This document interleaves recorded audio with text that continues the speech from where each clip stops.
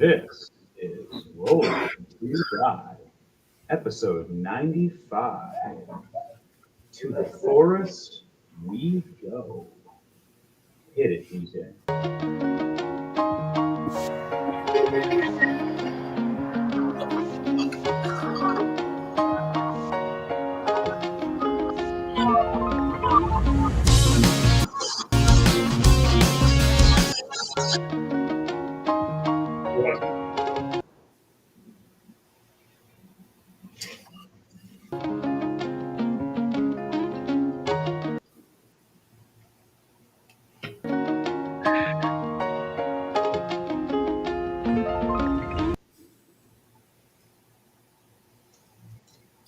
It's just working. It was literally just running. What is Talking technology. God. We apologize for the technical difficulties. That completely fell flat. You gotta, if you want to ever throw up a different intro, let me know, and we'll throw that up real quickly, just for the fun of it. But until then, I'll start off for any kind of announcements anybody to do while we're trying to look for the intro. Anybody have anything interesting to say before we start for Rolling2Die? Books are the best. Good answer. All right. Music ready? Almost. All right. And just remember, our back clip of last week was very interesting with our new campaign of a continuation of Drunken Dragon Brawlers with a new crew mixing with them and Princess Ophelia.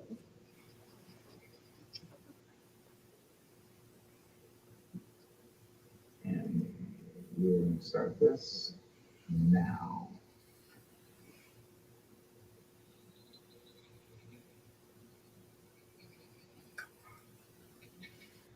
Here we go.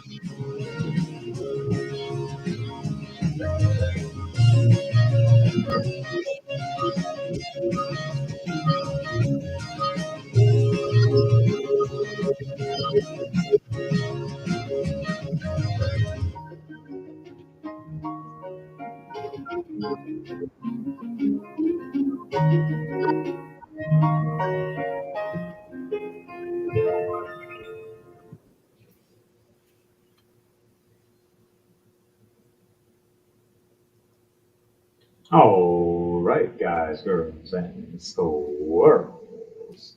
Squirrel? Squirrel. Hey, guys, today we're all and this is Rolling2Die, episode 95. People, we're almost at 100. Holy crap balls. Holy moly. Oh, yeah. And the episode is To the Forest We Go. And Wait, so tonight, we're going to Grandma's house, but I forgot to bring my basket of goodies for her.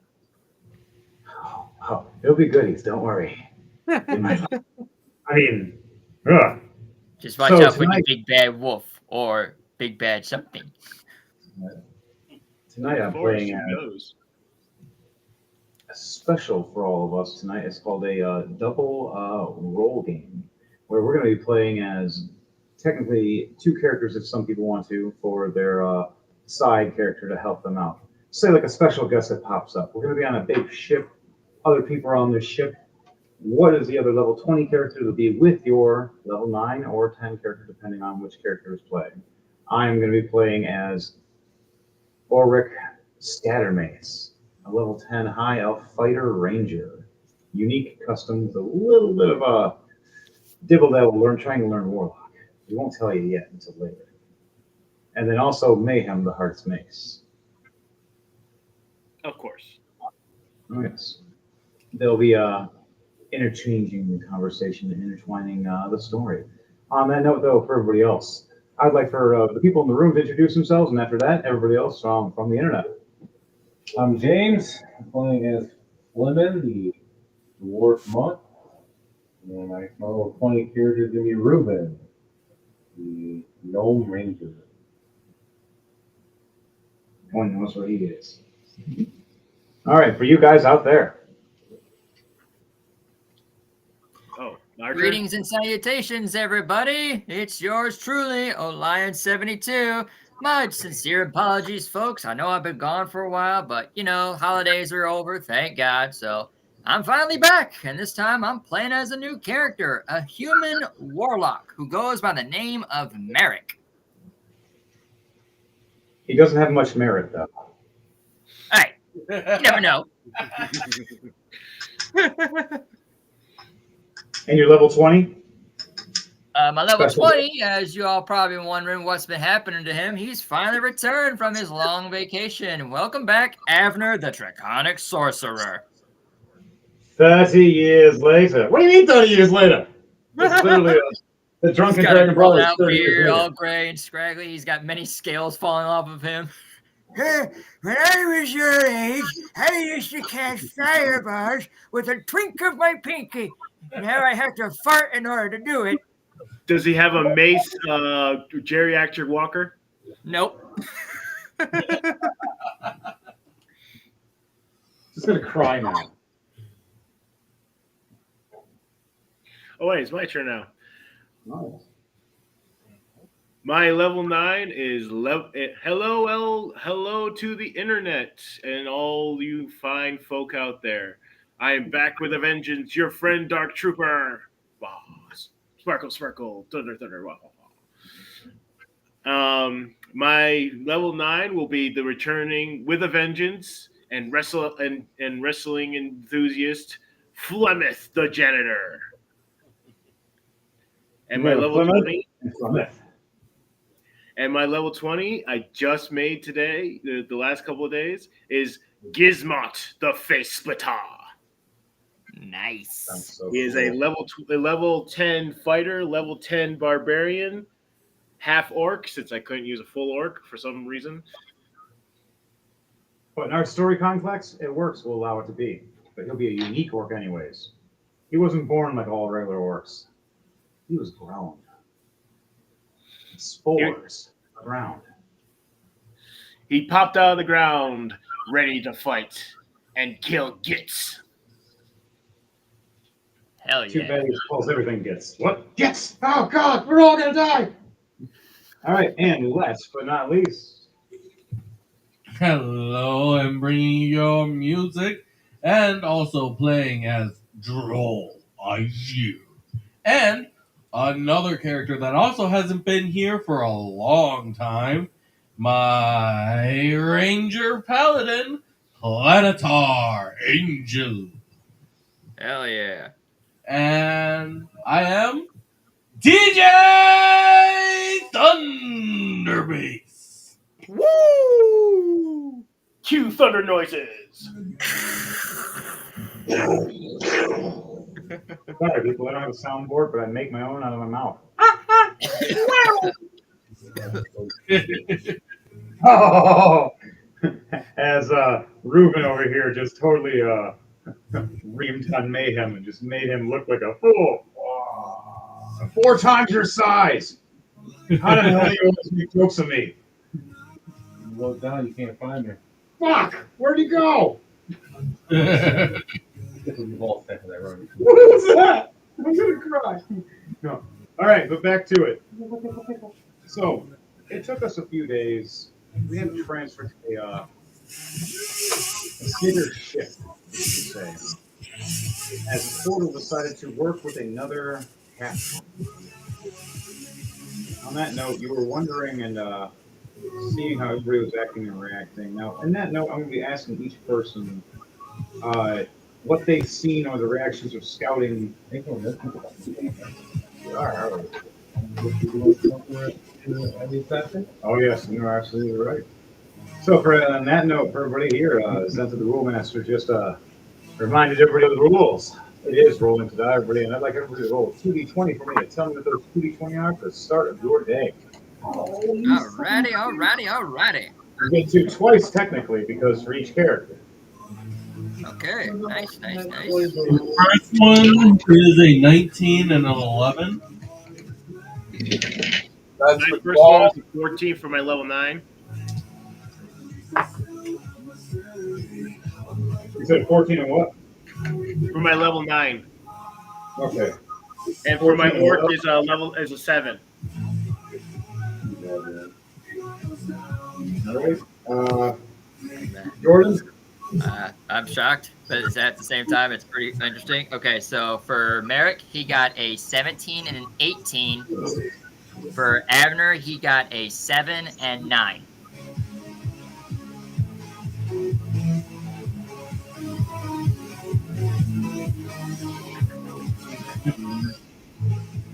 Droll got a 19 and an 11. And then Planetary Angel got a 17 and a 2. Okay. What was your orc's name? Oh. Face splitter? Gizmot Face Splitter. You want me to spell it for you? No, I got it. All right, and then James, what were your rolls? 8 and an 8 for women, and 13 and a 4 for Ruben.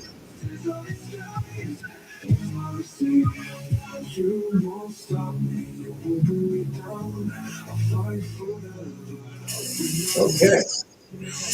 All right, and then Scattermate, he got a nat 20 and a 17. Nice. Yep. But Mayhem got a 7 and an 8.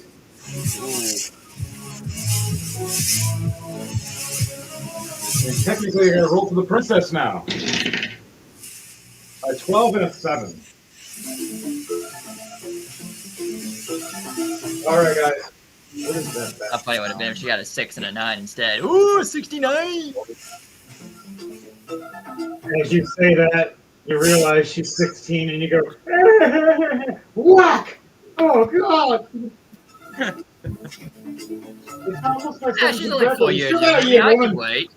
And being a princess, so we can't touch her even if we want to. That's true. Damn. Well, does she like magic cards? She loves to change the elements whenever she gets her anger. As her mother was the Ice Queen, her father was the Earth Lord. She became the princess of the Avatar. Nice. She is being trained by all of you to become a good ruler or a bad ruler, depending on what you guys choose. She sits in the background and witnesses what you guys do as atrocities or as heroic deeds. And by the end of the game, when you guys find out if she becomes good or bad, that'll be a different kind of boss. So back to it though for you guys, girls and squirrels. We're gonna do a jump around from one person to another person to see you guys your characters. Right now, we're gonna go with the top people that went the highest. It would be Mia Scattermace, Gordon with his Merrick, and then Drawl. And then after that, we'll have Chris and James, you guys, for your characters. We'll start off with Mayhem and Scattermace. Mayhem standing there going, Listen here, Elfman, tall and lanky dude, I really don't care what the hell your thing is, but I need you to do a job. work for my family. I work for yours. You know not to piss off Lunal. I know not to piss off Lunal. Let's just get the job done. It's just bad to know that one of my apprentices is one of the ones that you might be worried. Yeah. I know. Which one could it be? That one, this one, her, him, her, or the squirrel? You've got too many, and you've changed through time. You said you only needed it here for a little bit. What is the last thing you need to be here for? Well, someone has to stay on the ship when it goes, yeah. And he just walks away. What the heck do you mean, yeah? I'm not here for that. Tell me the rest of the information before I have to blow your head off. As Mayhem looks over and points. Listen here, elf boy. I told you. Do your job, and I'll do mine. The rest of the people say, me and Princess Fly. And the rest of these drunken dragon nut jobs. He just walks away. Mayhem ends his turn. Scattermace heads down to investigate certain said people that are on a list that Mayhem handed him to make sure who's good and who's bad in a say a naughty list.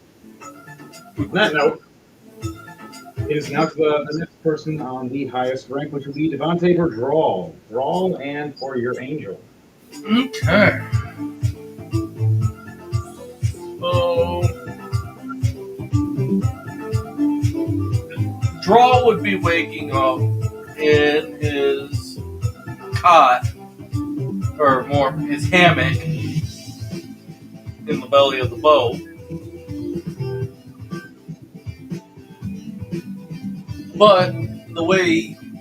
But he would be still stumbling a bit from the alcohol while they were sailing.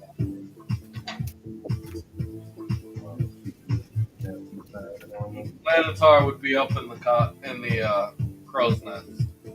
Okay, so he's going to be all the way up in the crow's nest. Now, is Lanitar, say, on the ship willy-nilly like everybody else, or is he just here to guide and watch people and trying to be sneaky? He's more just like a guide. Okay, so he's just guiding us. So I'd like for you to do a stealth check with him with advantage. Because of his uniqueness, he can hide himself at certain times of the day, as it is now turning evening to night. A 17 8. 17 plus 8, so 25? Yeah. Oh, that's very good. He lands down the crow nest right behind one of the scouts. The scout's sitting there getting really sleepy and just doesn't even know he's there. And the scout just starts lowering down a little bit and nuzzling up, falling asleep, and cowers over. Right as you land next to him, he has no idea because of how soft-footed you land with your wings. Now, is there anything this character does before you switch back to your draw?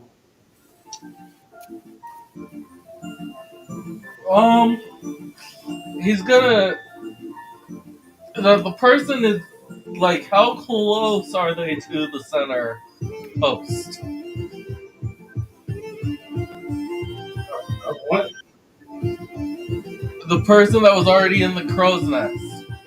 He is in like the corner of the crow's nest, right where the mass is connected, leaning up against it, sleeping with a hat over his head now, as he was looking the opposite direction that you landed.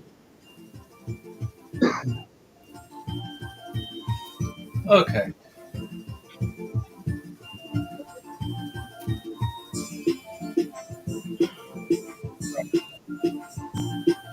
You land down and you're facing, say, you're facing the frontal ship. No, it'd be the back of the ship. You're facing the back part of the ship when you landed.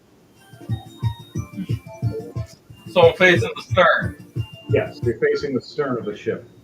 As you see the waves slowly from the water as we're coasting towards this forgotten forest. On the map, the turtle is very adamant about going here. There's is oops, no. I am. I'm just going to roll a perception to see if I can see anything off in the distance. Oh, is that check for me? You're in the crow's nest. You have advantage. 17 plus 3, dirty 20. Dirty 20. Okay. So you look along. See the water's around. Few seagulls eating late at night, and other earthly creatures trying to eat the seagulls. You look around the water waves. You see splashes across the distance, maybe 300-400 feet out. You see rocks above where the shore is. Okay, so you see some rock areas though as we're passing. Some broken down ships, like they've been sank next to or snapped in half. Like some parts in rocks or shore or other parts where the water is strange. But the captain was very adamant and keen on going a certain route that would make sure that we would not crash. Meaning he's probably done this a few times. Wanting to go for a treasure he had many years ago that was the tastiest magical fruit he's ever had in his life. And also the tastiest mushrooms. And he mentions a crystal tree of wealth. He tells the whole crew. As you guys have a large crew right now of 20 plus people, some of high level, some of low level, working together, all as friends or foes, depending on who's what. Mayhem's keen about some of your characters, Mayhem's not keen of others. Same game goes for the rest. Mayhem does not like the angel that's very looking around right now.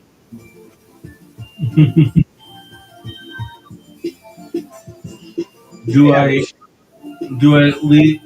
I see any threats approaching? With the threats of a dirty 20. You do see some, you would think they were elongated fish. You realize they're tendrils. Like long tendrils of certain octopus creatures. As you notice a killer whale trying to go and snack on something get grabbed up by 3 or 4 of these tendrils and ripped apart and go into darkness about 100 feet away, maybe 150. In that you look across in front of the ship. You see two figures moving across the water. One standing on a rock, waving his hand in a weird, magical kind of X. That's all you see from that point on. As now a fog has just mysteriously appeared around you and your ship. Someone did it back to you, Devontae. Fog cloud, what?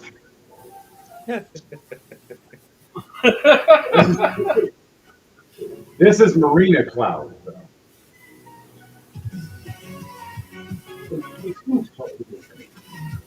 It's a stronger level. All right, so that's all your angel sees. Anything he says or does before he ends his turn?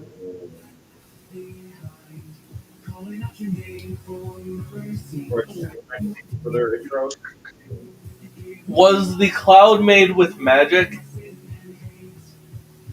Yes, it was. You have to determine that by a wisdom check to see if you know, or intelligence, depending on your choice of your intelligence of your character. Do you know that this is magic or done by magic or not? Do you want to waste something or not? I got a 19 plus 3 on my wisdom check. 22. Mhm. Okay, so You do know that this is of some kind of form of magic. It's not a normal cloud from the sea itself. This was made and just created by some kind of magic. What do you do and say at that point? I'm gonna cast a spell magic. What level? 3rd level. All right. Let you know this is still a 5th level, so you're going to have to roll with disadvantage on it. So what's your DC that has to be beaten? I got an nat 20. Okay. The DM's like, oh, sorry. For once, I got the nat 20. You snap your fingers using your ability going, wait, why isn't it working? Is there something stronger out there? Maybe I'll go higher next time. You think in the back of your head. As the guy is sleeping next to over there, do you want to nudge him kind of as you move away? Try to wake him up, or move? All right. How do you want to nudge him? With a wing as you're flying past, as you're already flying, or do you want to just nudge him before you jump off? Nudge before I jump.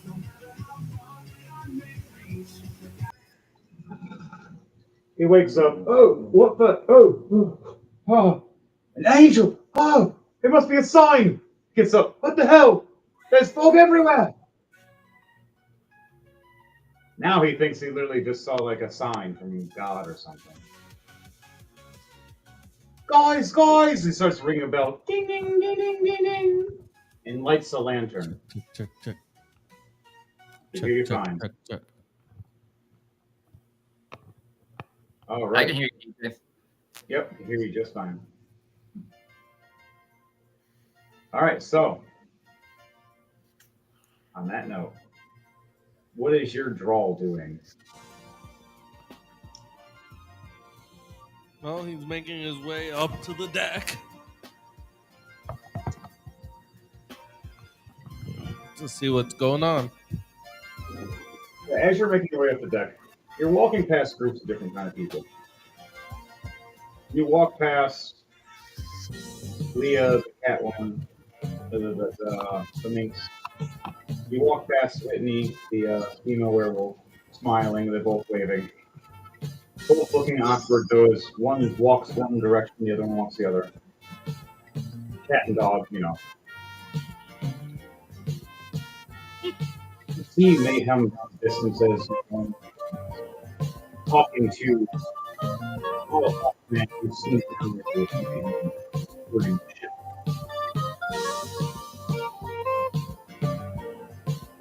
You start heading up, finally getting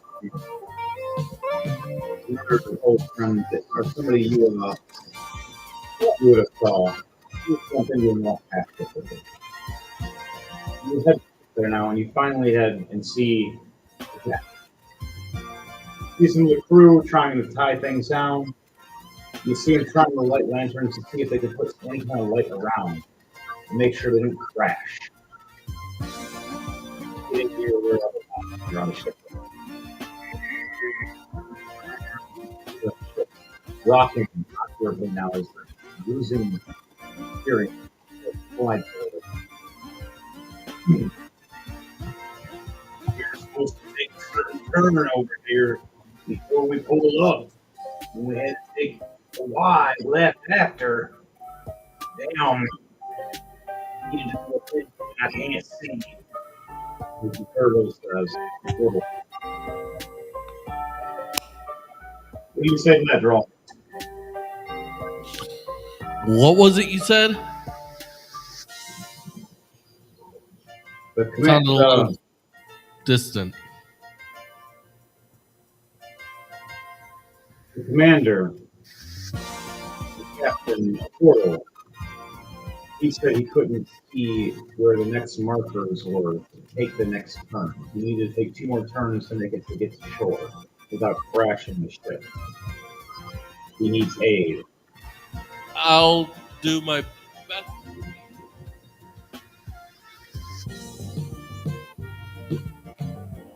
All right.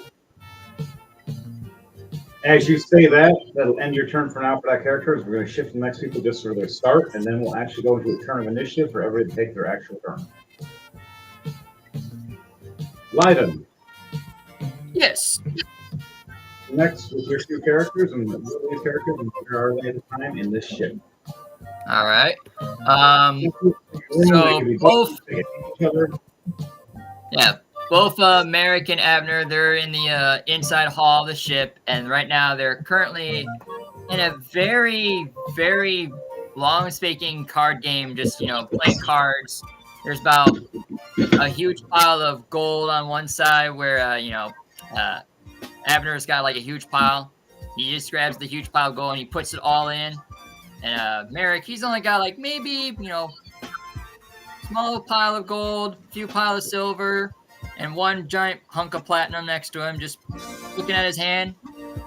And Abner pulls out his card to use to go up against him. Aha! I got a 10 of diamonds. Beat that. Well, I'm sorry, my dear good scaly friend, but I have a king of hearts. What? I believe I win this round. Hand over your gold. No, that's not fair. That's not fair. I'm sorry, but that's how the game plays. And he starts grabbing all of Abner's gold, puts it in his bag, holding. As you look at the cards, you see the King of Hearts is the shape and looks very familiar, like Mayhem with a purple heart instead of a red heart. You see, these are a unique deck that he calls collector edition. You want to know who the rest of the good game, my good Abner friend, but I'm afraid that's the end of the game. I believe I hear that bell ringing. If I must say, though, you are a really good player, even with your spells you've had that you try to trick me with. Oh, yeah, that illusion spell. You saw right through it. I don't know how you did that. Oh, I have my ways. But I believe it's time we go up. I hear that bell ringing. Yeah, I agree too. Man, I just lost 2,000 gold to a card game. How's Silvery gonna take this? This is gonna pay for the child's money. Oh yes, that's unfortunate for you. You have to find another way to make up that money. Mayhem walks past. You lost out. Your wife's gonna what?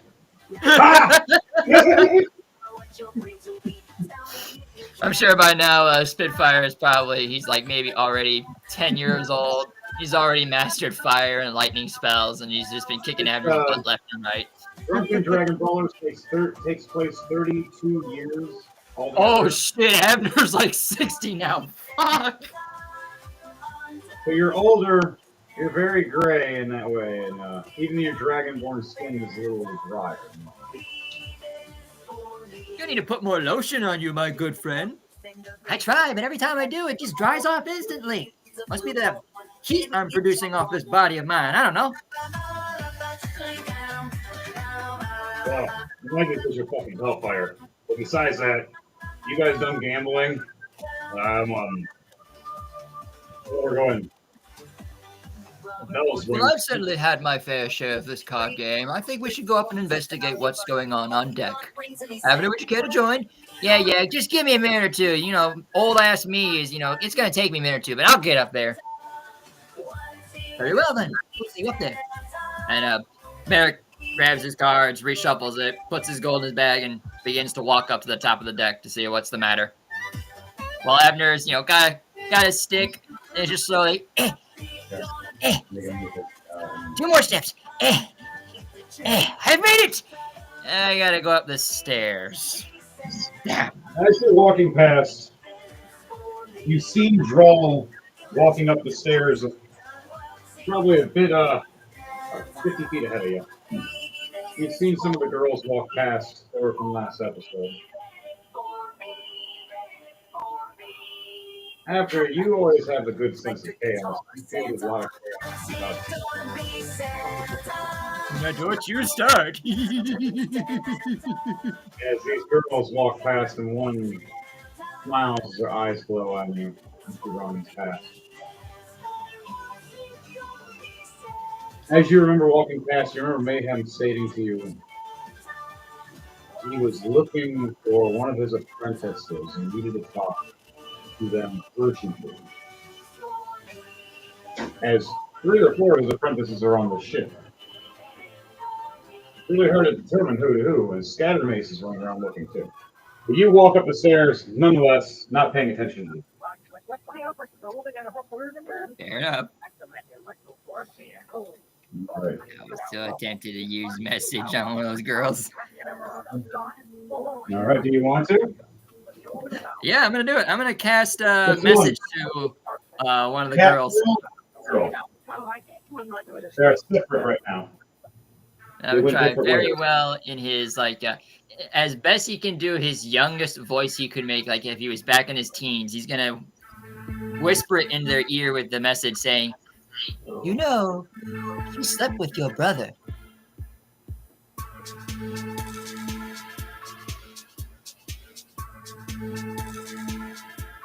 And I'm gonna leave it at that. I'm not gonna say anything after that. Silence, because you know he slept with your brother. Yep, that's all I'm leaving them with. I'm gonna let them guess. Look over your shoulder and say that you see shadows moving. You see them stop for a second. One. A wolf girl body shape in particular going confused. Very confused look. And then shuffles off fast. Like, who the hell talked to me? Now, were you allowing her to reply, or was there no reply allowed? She can reply if she wants to. I'll leave the line open. She replies, "Who the hell are you? Freaking weirdo? I have a brother." I'll use message again and just say, "Oh, I'm your conscience. We haven't spoken in a while. How are you doing?" And just leave it at that.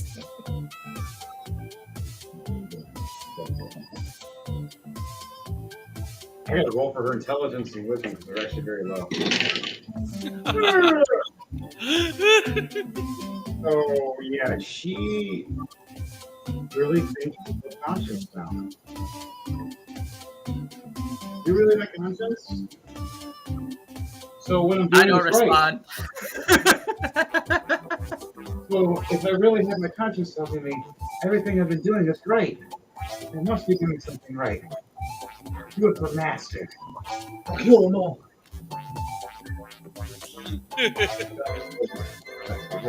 So go on. I just leave her hanging. False hope. While Abner just, dust his hands like, "Another job well done." It just keeps walking up the steps. And you walk up this top where the top of the deck is. She walks down to the bowels of the ship.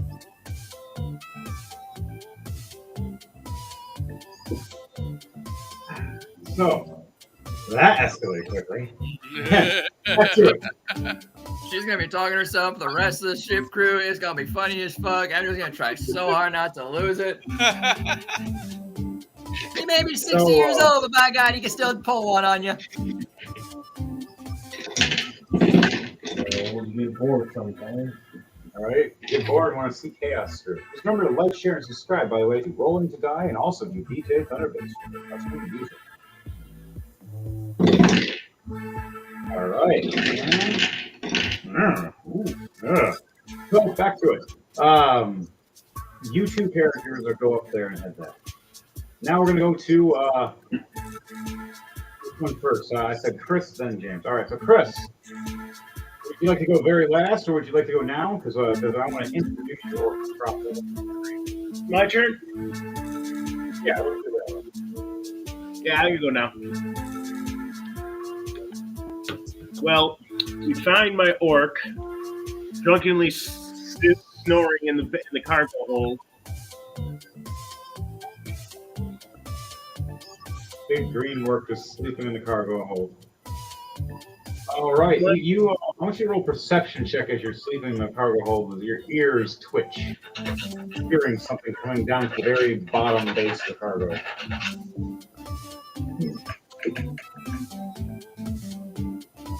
Ten plus 5, 15.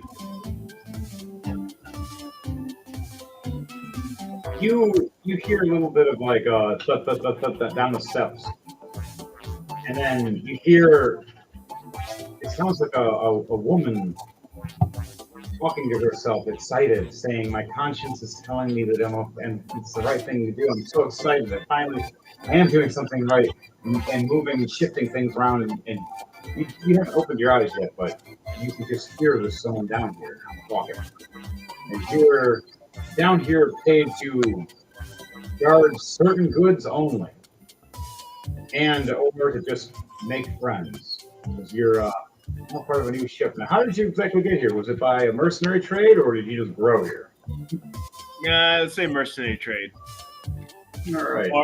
Or the captain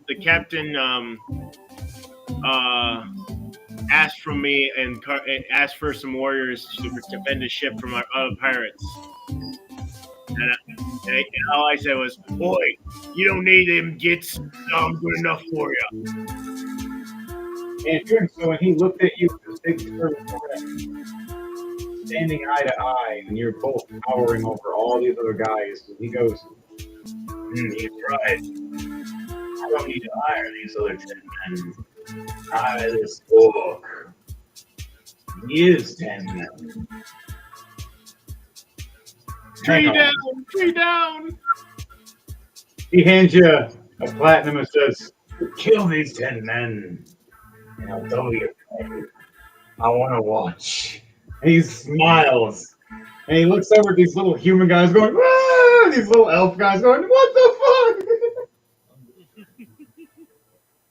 And they run away like a scared little girl. Of being paid by your boss to scare them all off. Lights are dancing across the room, filling the night with beauty through and through. So, as that past noise goes, how your trip was, do you open your eyes at all when you hear all this noise? No. I drank too much grog and I'm just snoring peacefully in my drunken stupor.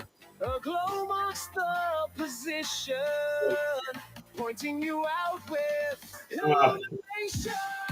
Exactly. Then Plymouth comes down. It starts getting brighter in there. And some lanterns lit. You see her with a couple of people now talking. Are we all going crazy? Using certain barrels that were in, or where the weapons and equipment bay was, now into stocks all around. Don't take too long. That's all you hear though with your 15. Time won't wait for you. What'd you say? A glow marks the position, pointing you out with illumination.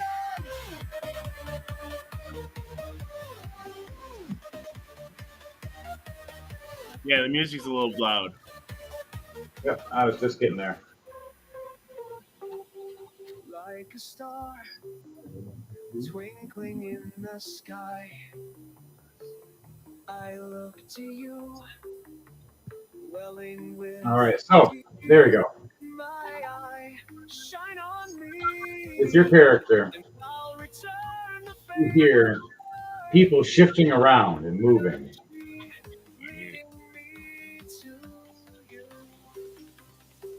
Okay. I start snoring like.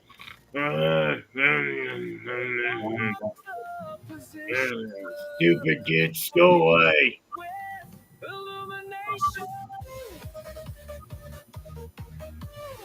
Then Flemeth comes down, looking around, looking for things to do to clean, to help out the crew. And he sees the drunken orc just lying there, and he just sighs, takes his staff, and smacks him over the head with it, and yells, "Wake up!" Oh dear, best way to start a fight with an orc. Fuck. No. Orcs and orcs are the greatest battles. No, they're friends. I know, that's what makes it funny. That's why it makes it funny. He's like, "What?" The orc goes, "What? Wake up, you stupid git! Can't you hear the bell?" Plymouth yells at the orc, going, "Oh, wake up, you stupid git! Can't you hear the bell?" He's like, "What?" He's still half asleep from the drunken stupor. It's like, "What bell? The captain needs us all on deck. Come on." Okay. The dork reluctantly gets up. He goes, "Oh, zog it all," and starts starting his slow meandering towards the staircase with Flemeth behind him, muttering behind him, saying, "Stupid drunken orc." All right, Why so am I- as you go ahead. What'd you say? I say he's just like right behind him, muttering, going, "Stupid orc, why am I friends with you?" Because you drink and party just me. As you guys start running past the lit lanterns above you and up the stairs to the next level to head up to where the deck is over time. You walk past a few characters as well. You see Mayhem look over going, "Hey, you guys seen any of my old apprentices here? Any of them? One was the wolf girl. The other one, shadowy looking guy. The other one, big and angry. You guys didn't see no one? Fuck!" And he starts running down the next hallway. You guys still head up the stairs? Yeah, we're still heading up to the deck because we carried the bell. All right, you head up that way. And no, but we say to Heartsmace, "No, we didn't see no one. I was sleeping down in the cargo hold, and I didn't see anybody because I was in the galley sleeping up after the meal." And then he just says "fuck" and "damn" and just runs across and runs off, trying to go to the next corridor. All right, your turn's done. When you guys get up there to the deck for everybody to wait, James. Well, same as now, both Reuben and Fleming are about maybe their fifth barrel of alcohol. Oh my god, a fifth barrel of alcohol in. You got two people that are, resistant to poison and everything. Yeah, they're both resistant to poison. They're both going to be drinking. But they're not really doing much except drinking, really, because we both quiet people. So they hear the bell, and they do come rushing out. You run past, Not straight, obviously. They're waddling back and forth, dodging people with they're arms around each other's shoulders, and pull each other up by trying to go upstairs and everything. They're tripping up the steps and everything. All right, so you're one of the last people that just heads up the steps. Everybody else mostly ran past and ran up. Gets a little quiet after that, except for footsteps you hear a little bit. You head up there. Mayhem and Scattermace finally meet back up. So, did you find anybody? All I know is I didn't know that they were going to turn on me like this. Shadow made a Whitney Wolf. Where are they? And you hear laughing as they both run down the steps. Mayhem says, "No. You go upstairs. Take lead with those guys. I need you to scout with them. Protect the princess. I have some fun to do," as he starts transforming into a werewolf. "And I need rage." As he runs down the steps to where the lit lanterns were, where recently Dark Trooper was. As you hear a fight going on down there as Scattermace runs up the steps and closes the door behind him. All right, guys. Now all of you are up here. I want everybody to roll a turn of initiative, please, so I can keep all of you on track now, and you will double your characters for when it's your turn. Play as both your characters at the same time. Okie dokie. Draw rolled a 15 plus 3, 18. For Flemeth the janitor, I got a 1 plus 2, got 3. And for my orc, I got a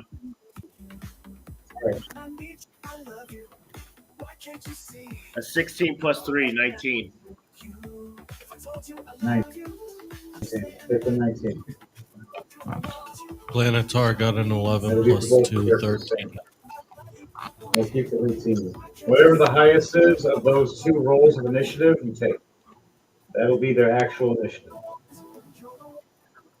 19 for All right. So I got to do rollies with Chris. So Chris, roll 1d20 with me, please. I rolled in that one. Never mind, you win. I got a 1, 2. Are you kidding? Rollies. Okay. What'd you roll that time? I got a 1. Okay, I win that time. Okay. And it's okay. You got your ones out of the way. So far, so good. The ones are out of the way. Double 1. All right. James, what did you get? So I think the highest one. Yep. That was for my orc. You got 19. Oh God, I got rollies with you now too. Oh, I mean, I just kind of beat you guys, right? Yep. I rolled a 19. I rolled a 19. So we have to, you and me have to roll. I'm 9. Go 9. You get 10. You beat me. James will go first. Third. All right, Jordan, what did you get? What's your So highest? Merrick got a 17. Avner got a 3. 17 then. All right, so 19, 18, 17 pretty much, but there's 3 and 2. So it's going to go James, then me, then Chris, then it will go Devontae, then you. All right, so James, your characters are up first. You ran upstairs, drunk and waddled, as everybody else is up there seeing and gaze and awe of this giant owl. What do you guys see with your perception? You first roll. Yep.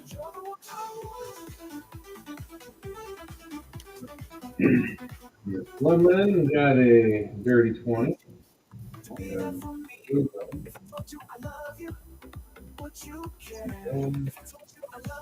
Yeah, 16. 16. Okay, a 16 and the dirty 20. The dirty 20, that's a good one. So, you look and you see this giant cloud above everybody. It's fog, it's sleet mist. You also start hearing splashing waves. Creature noise all around you. Everybody starts freaking out. Amongst the wood-bodied boat itself, rocks a little bit and tips, and then shakes back normal. You see a giant, tealish-looking tendril reach up over the wood and slam down with a giant spike and giant suction cups.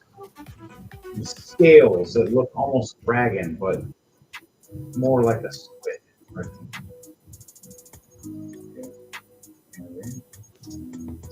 You hear?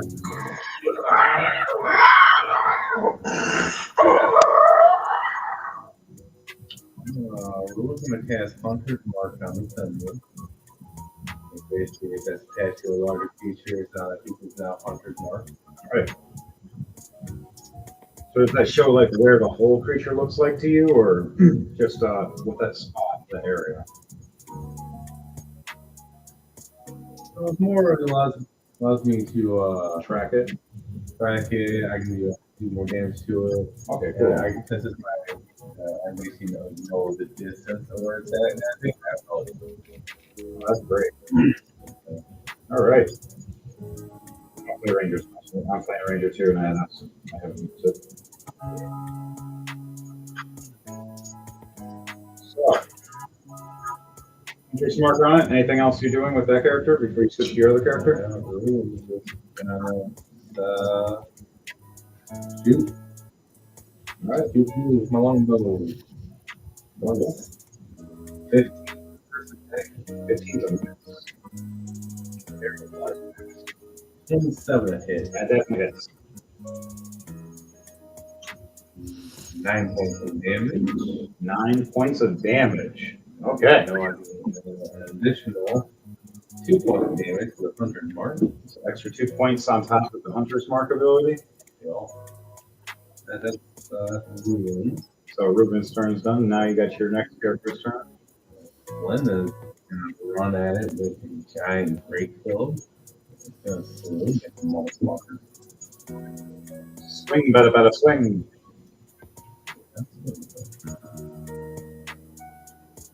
First attack is 18. 18 just barely hits. Cool. 10 points of damage. Second attack, 20. I'm assuming that. An additional 20. Additional 7 points of damage. And I'm going to use E-Boy. That's right. Yeah. 30 seconds. Just make a con save of 15. Oh, he's stopped. If he's done, well, yeah. The tendrils themselves are not immune. The base of the body is immune. When it rolls in that 20. So even though you stomach strike this, you feel that it's a little tougher than a normal creature you've hit before. And the skin is like a scale, but like a wet scale. It's moist, it bends and bows, but it's tough and thick. Like a Godzilla hide.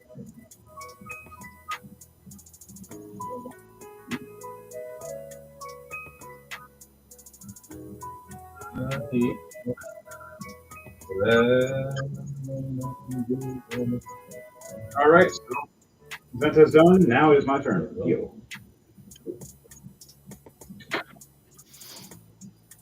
All right.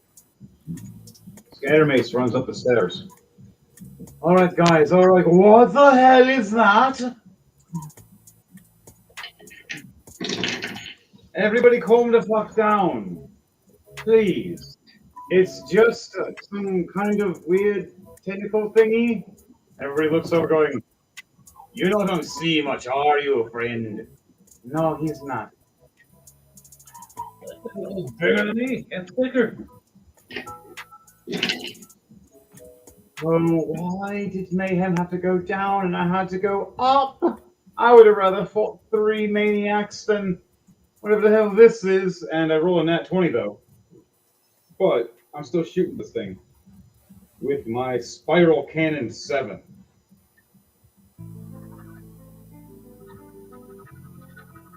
Oh, yeah. I am doing a 33 damage, or 33 to hit, and 25 damage. There's a big chunk you can see off the shell, right in front of James's character, Clement. Got 2 Clements. Just gotta see if you guys spell them the same, or you spell them different. Did you say Clement or Clement? One's Clement, I think one's Clement. Still cool, because you're dwarves. So, last once, I get to do one more shot. Oops, wrong weapon. Oh, wow. I got a nat 20 again. Winning! Finally getting some rolls. It's with the wrong character, though. Watch Mayhem get all the bad rolls. Is it just Mayhem? Is he just cursed? You tell us. Yeah, yes, actually. But, I didn't know the dice would actually let him actually be cursed for real. So another 27. I think I get. Yeah, you did for that one for hell, but I got another one on me, but it's a bad luck one. It's been 30 years. I got stupid. All right. He looks over for his bonus action and reloads his weapon. And the last thing he's going to do is shout to everybody, I would have everybody hold back and prepare to dodge. There's more than one. I promise you. Downstairs where Mayhem is. Claws out. Looking around, axe out. Big, giant steel werebear walks up. So, little brother, ready to fight? Fuck it, I am. Mayhem just chucks his axe right at him and makes it like a boomerang as he jumps trying to drop kick. They start doing a fist fight. As Mayhem gets stabbed right in the back. The net. Damn, I keep rolling that 20, so it's not on me this time. Ah! Mayhem gets stabbed in the back by Shadow. As a blade right to him starts chuckling and bleeding down. Him smiling, going, remember me, brother? I remember all of you assholes. I remember all of you tried to kill me. Let's not fight. And then right when he looks over, he sees an arrow right to the face. But she misses. And it hits the wood banister right behind me.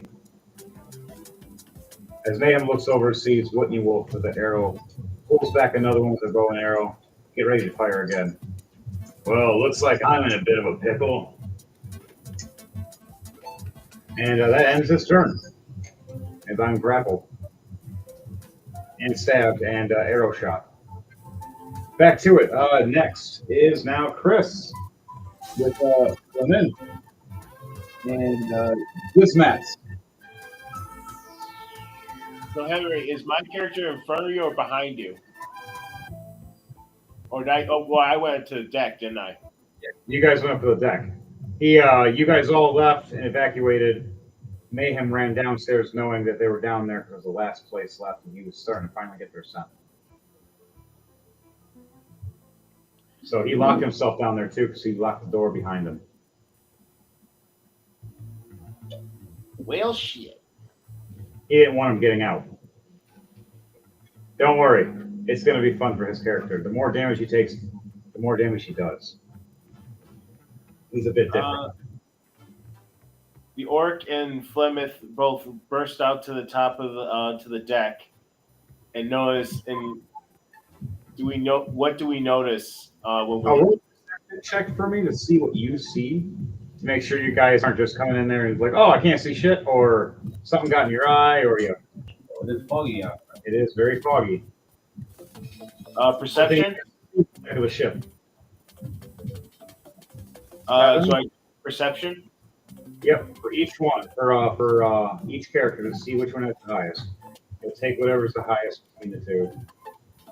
15 plus 20. 15 plus 5 is 20. That's for the orc. And for Flemeth, it is.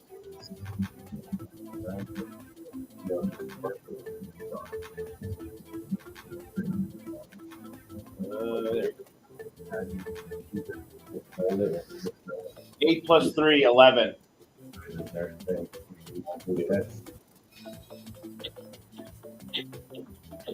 What was that last part? It was 11. Flemeth. Perfect for the stories. Perfect size. Oh, yeah. If 11's the highest, you'll take the highest. No, the highest was 20. Oh, if 20 is the highest, then definitely you see quite a bit. Right as you ran up, you seen cloud around the ship, and all you see is the hull of the ship, or like just in front of the deck where everybody else is standing. And this giant green tealish tendril slam down. And you see a couple characters attack it, and then you see Scattermace shoot it with his gun up. You look over and see another tendril on your left side now, slamming down in the opposite end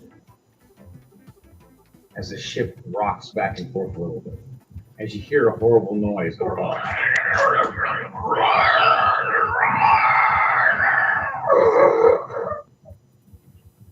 just echoing everywhere, creepily and soundly.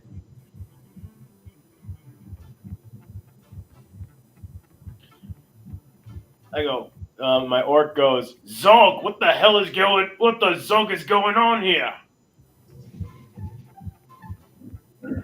And runs towards one of the tendrils with his scimitar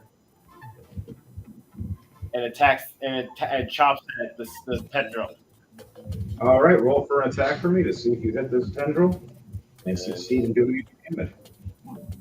Inventory action.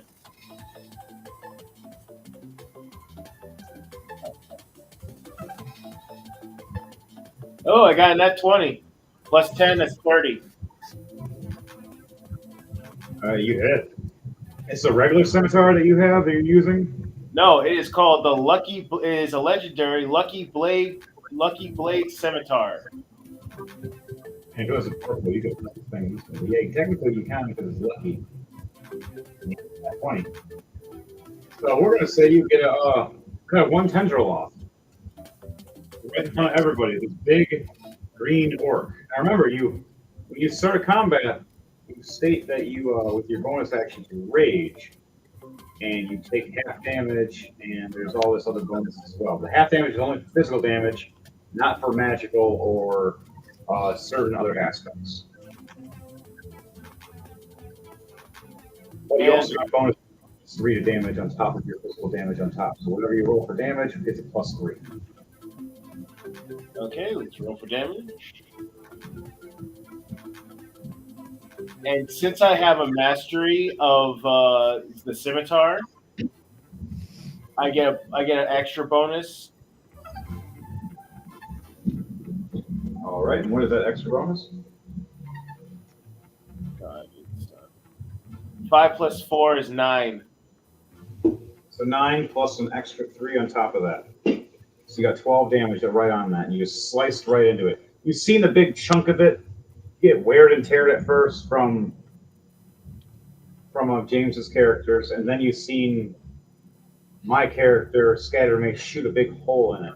And you went right for the big chunk of that hole is and put that scimitar right through, taking at least just the nub of it off. As you hear it go, as it pulls back that tendril for a minute into the water. But you see another one land right over. Fresh. All covered in wet. Stupid slime, get off the ship. Now you had it right, darling, as a woman walks up in brim black and red hat as one of the other captains. Me and the Toto like you're part of the ship, it's your ship too. Let's kill this creepy tentacle thing. Now she pulls out her pistols and starts firing them. One shot after another. All right, so what's your other character going to do now? You attack with your orc. You did your bonus action of rage with it. You have your dwarf now, and what is he going to do? Plymouth is yelling and screaming, I just cleaned this damn deck, damn it! Ah! And he goes into an attack and starts beating his staff against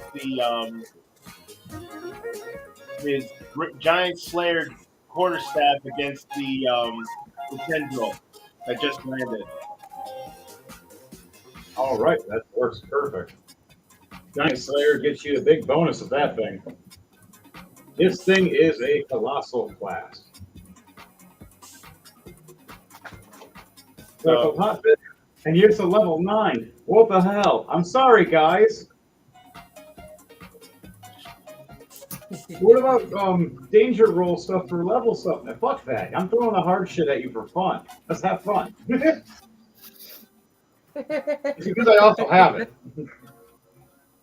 Okay, I roll for initiative. I roll for action, and that was 17. Okay. 17 to hit. Yeah, it's a hit. All right, for that tendril is a miss. It needs to be an 18. AC is an 18 for these tendrils. And she come crashing down, hitting the wood as it lifts up, trying to smack at you. Now, because the physical attack, you get one more swing. Do you want to swing again? Sure. All right. It's now up in the air, so you're swinging upward, like you're batting it up in the air, getting it away. I get 25. Definitely a hit. You smack it up in the air as it flaps right back into the water. How much damage did you do? 6. 6. Right, you did 6 damage as it flaps back in the water. Another tendril comes slamming down across from you 5 feet away, though.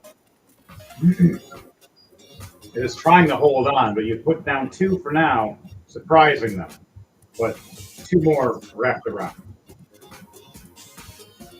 God, he's like, God, and Fleming yells, God damn it! Stop putting holes in my ship! The orc yells back, persistent so can get, isn't it?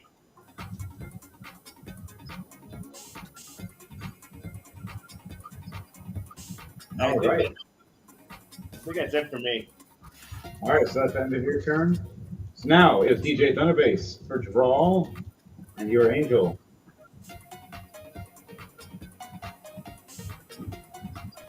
What are you doing, DJ Thunderbase? Ah, there's the private chat. Totally typed in the wrong thing. That's hilarious.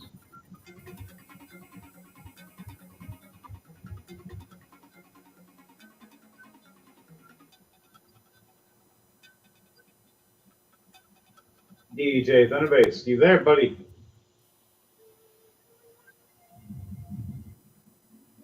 I don't think he can hear us. I can see him, but I can't hear him. DJ Thunderbase. Check 1, 2, I check, think check, it's check. froze.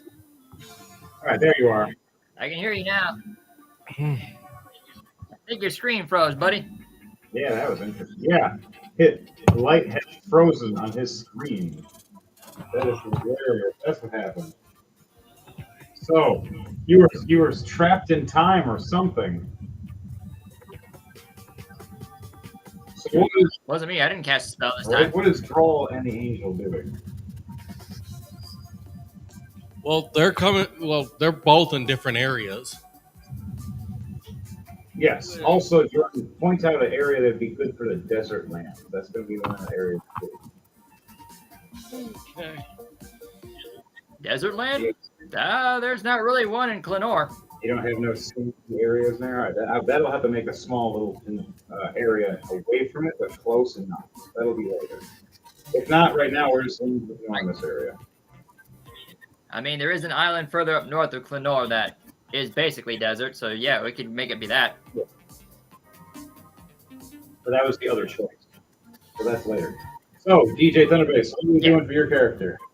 Okay, As so he's slamming down everywhere.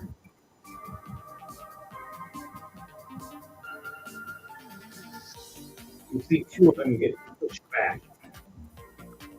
You see the other 2 come backing down. You see everybody fighting and facing off. You see Scattermates firing. You see Flemeth and Fleming both facing on each side, left and right. You hear horrible screeches of noises. The ship is rocking back and forth. okay. And using their weapons to try to stop this thing from ripping the ship in half. So first, I'm gonna use Planetary Angel's gonna use Sanctuary. All right.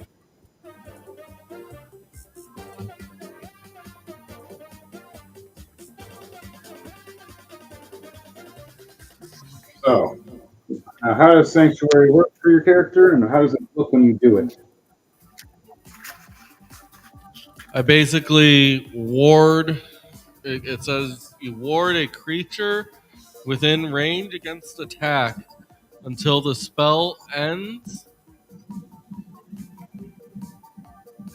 Any creature who targets the warded creature with an attack or a harmful spell must first make a wisdom saving throw. On a failed save, the creature must choose a new target or lose the attack or spell. The spell doesn't protect the warded creature from All right, area so of. that's beautiful. So if they keep failing their wisdom checks, they can't hit you. That is unless Avner starts throwing around fireballs. It doesn't protect. He's 60 years old. I think he's more mature now than he was back then. But we'll see. I don't know. It just was more chaos. There was a lot more that could have been changed. It was great though. Mayhem took more damage on that too. But with Kraken failed its save.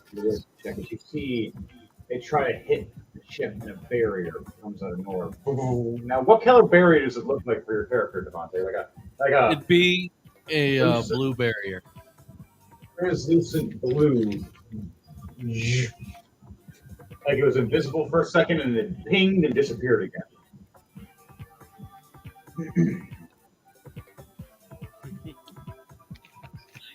Nice. And for draw,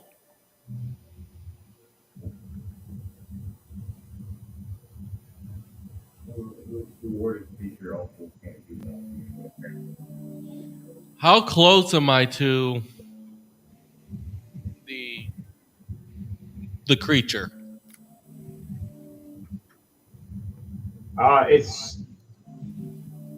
There's the two tentacles that are still on the ship, hanging on barely right now, but that's it. The rest, it's the big creature itself in the water. It's about within 50 meters.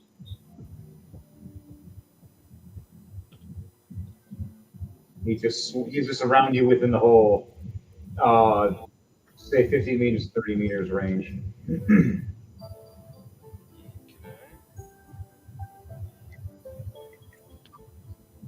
As you can barely see it in the water as it's trying to raise up and then go back down and trying to yank and pull.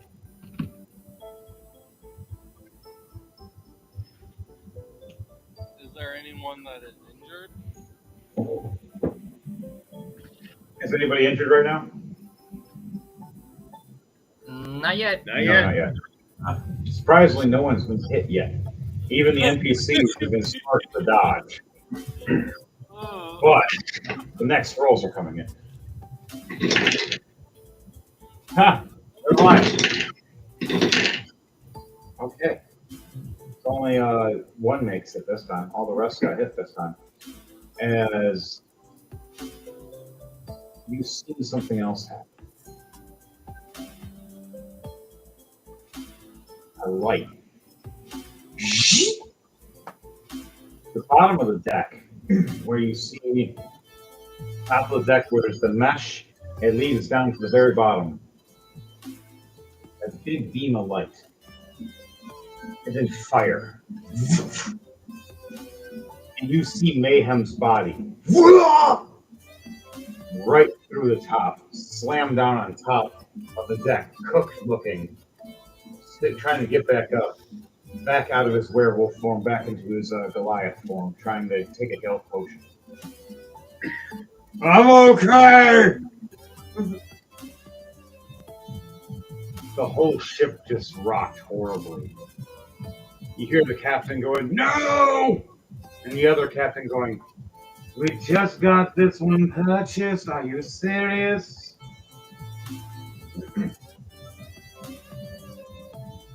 And then you see water taking it. I want everybody here to do a dexterity save for me to see if you guys all got rocked or knocked back in this explosion. All right. Dexterity save.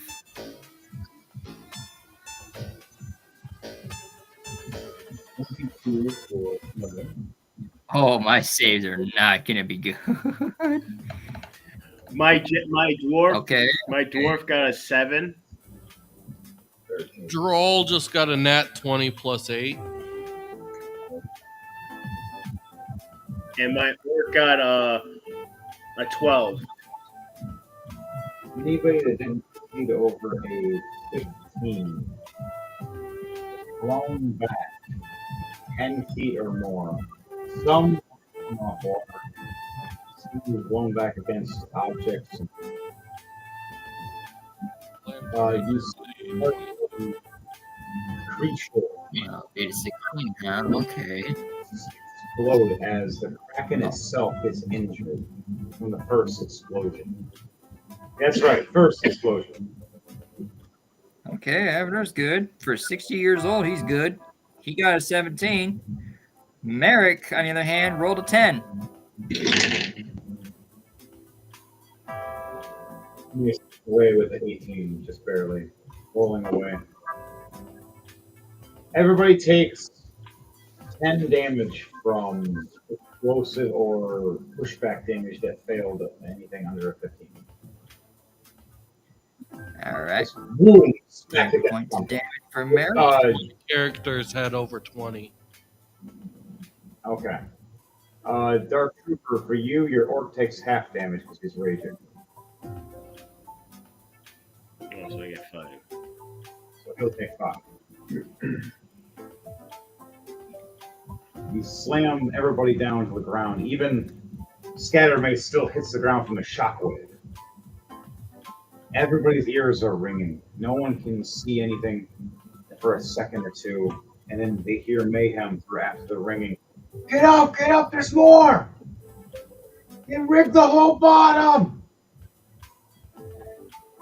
That's all you hear as you see the next explosion. Right as it's going off, you see the Kraken pulling itself on top of the ship, trying to get on top and grab people and eat them. Some of the NPCs don't make it. Getting grabbed and eaten right in front of us, right as the next explosion happens. You see the back. Oh, sorry, not the back, the front. The front light up. And it pushed down the whole front of the ship as the back lights up, pushes forward. Now, for this, guys, you ever seen a large group of things getting slingshotted really fast and all at once? What's going to happen? Talk about a whiplash. Yeah, you're all getting a big whiplash right now. Everybody do athletics or acrobatics to see how your flying landing will be when you hit the water. Oh, shit. I'm good at neither of those things with Merrick. Oh, boy. Oh, boy. My dwarf gets 22. 22, good. And my orc, Droll gets a dirty 20. Okay. 29. Ooh, very nice. Ooh, double 17s, Mayhem and Scatterbase, plus 11 each. Holy shit. For having 0 acrobatics, Merrick got a nat 20. Well, he has some good Now luck. for Abner. Watch him get that one. Holy shit. And That is Planetary awesome. Angel got a 21. Abner, Very good, 13 nice. plus 8. 17 plus 9, 26 for All Abner. right, what's your draw get? Droll got a dirty 20, 17 plus 3. All right, nice. James, what were yours? I got Or 21, 13 plus 7, I mean. and then I only got a measly little 3. Oh, God, Reuben. But Got something to say to him?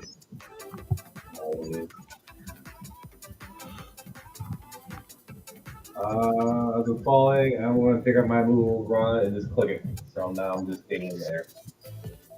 Good. Ha! I want you to do a strength check with advantage to make sure you, with the yanking, you don't slip from all the wetness and pulling really hard, really fast. All of us? a strength with advantage. Now, it's for all. This is for Reuben for James's character. He is the only one that failed. 15. Succession. You needed a 15. He, as everybody's flying past slingshot, and you all went to the water. He turns on his immovable rod in midair and hangs on and goes, ha! And just watches all of you splash in the water and waves. Because he didn't want to get wet. No, I'm just fucking with you. It was that, or he was going to splash in a very bad manner. He saved himself from a lot of damage. All the rest of you, because it's water within a certain velocity and the water is moving, it doesn't take any damage. With the succession, all avoid the rocks. James, with your imagination, you saved yourself from the rock. Literally, it would have been just a heavy. I could have done something better. I could have pulled a Naruto. I didn't leave it. You might need to today. Today's a little different. And the ocean still on me. That's good. All right. All of you are in the ocean now. The other NPCs are trying to swim to shore as well. You hear the captain, "Get to shore or die. Unless you're aquatic like me, dick monkey." He swims.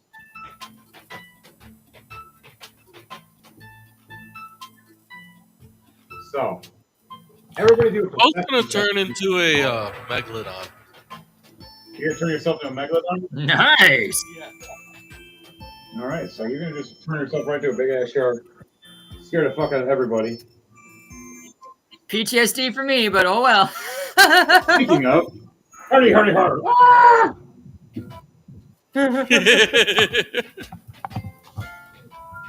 He's back, baby. You need to get you like a hook or something for your area.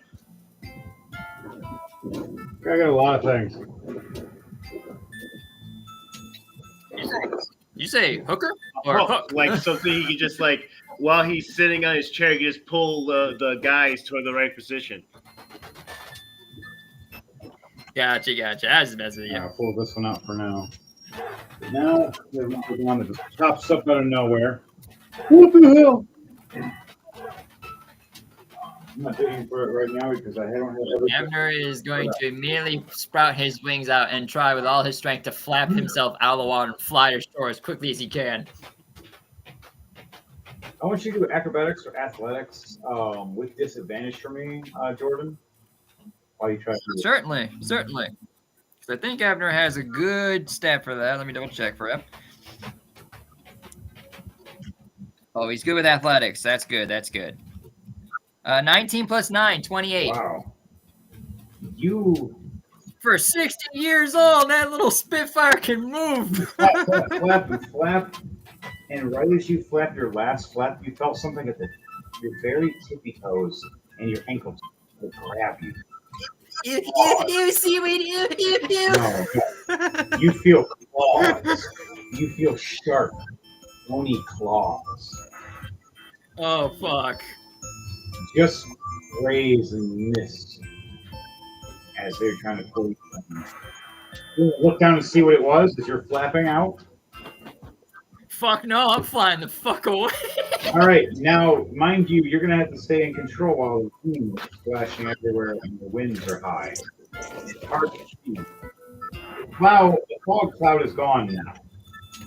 It's now just hard to see from the stormy.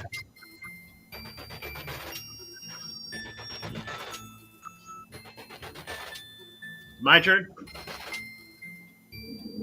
Let's see, that was Leiden. You think, this will be Chris next for your character. Jordan, you got both your characters, right? Yeah. Both of them start swimming towards shore.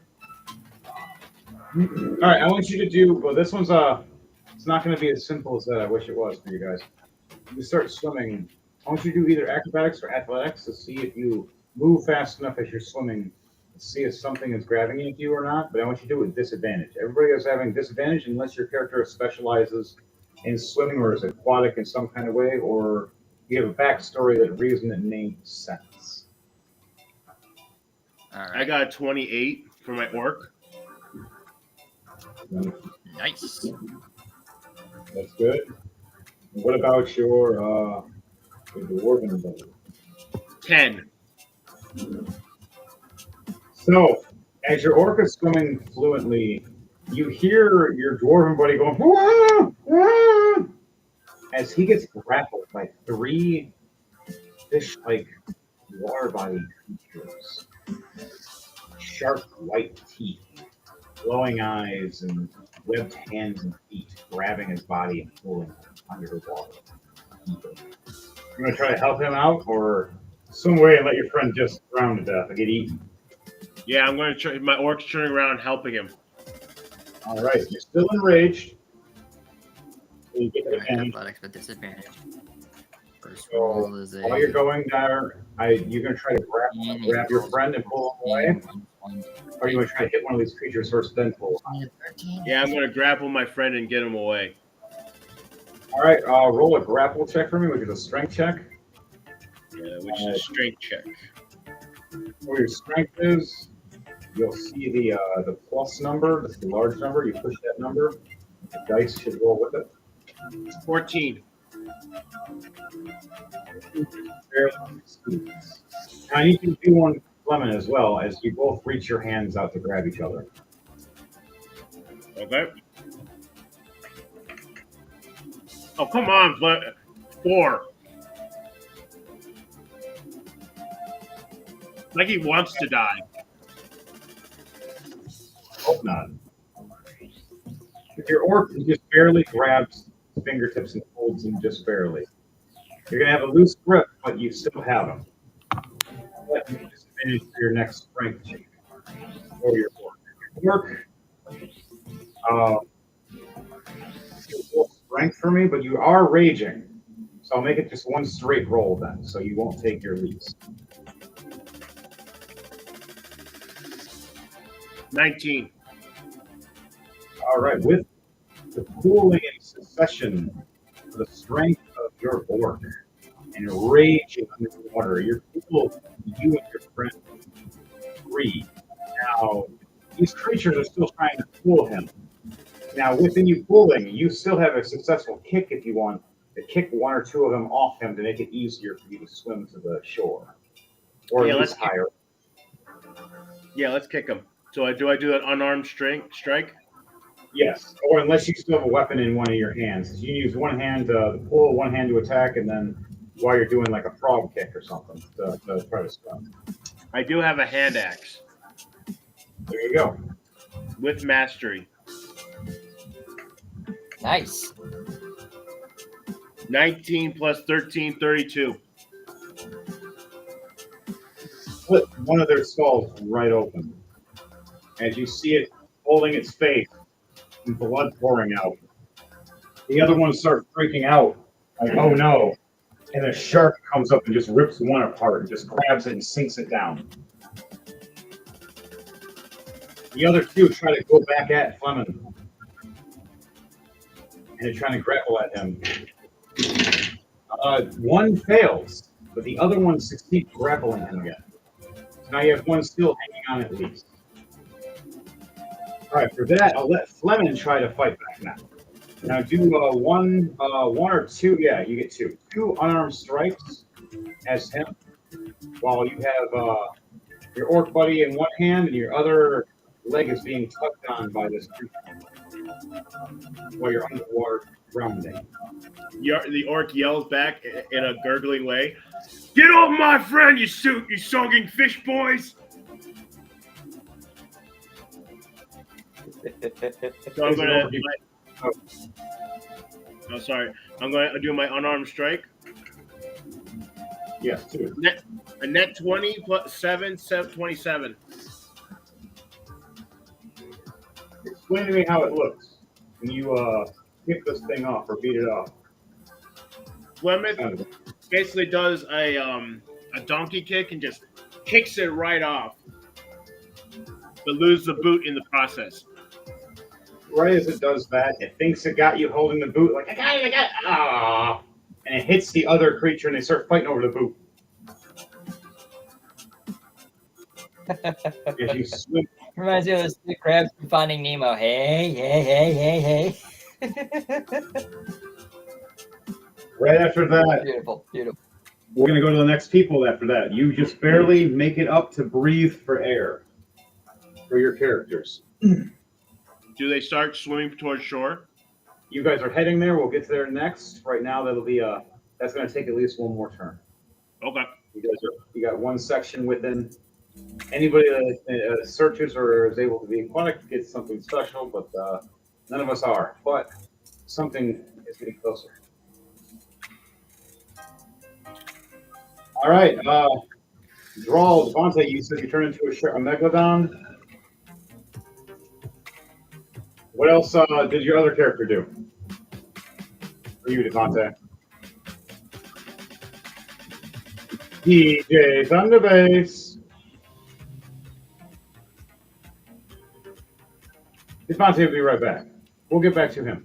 We're going to go back to Jordan and then back to James. Scattermace swims and just barely gets away from these creatures with a 16 level. And Mayhem does with a nat 20 plus 11. So what is yours, Jordan? All right, so Abner's up above the water, flying as best he can. With Merrick, on the other hand, since you said it was either acrobatics or athletics with disadvantage, correct?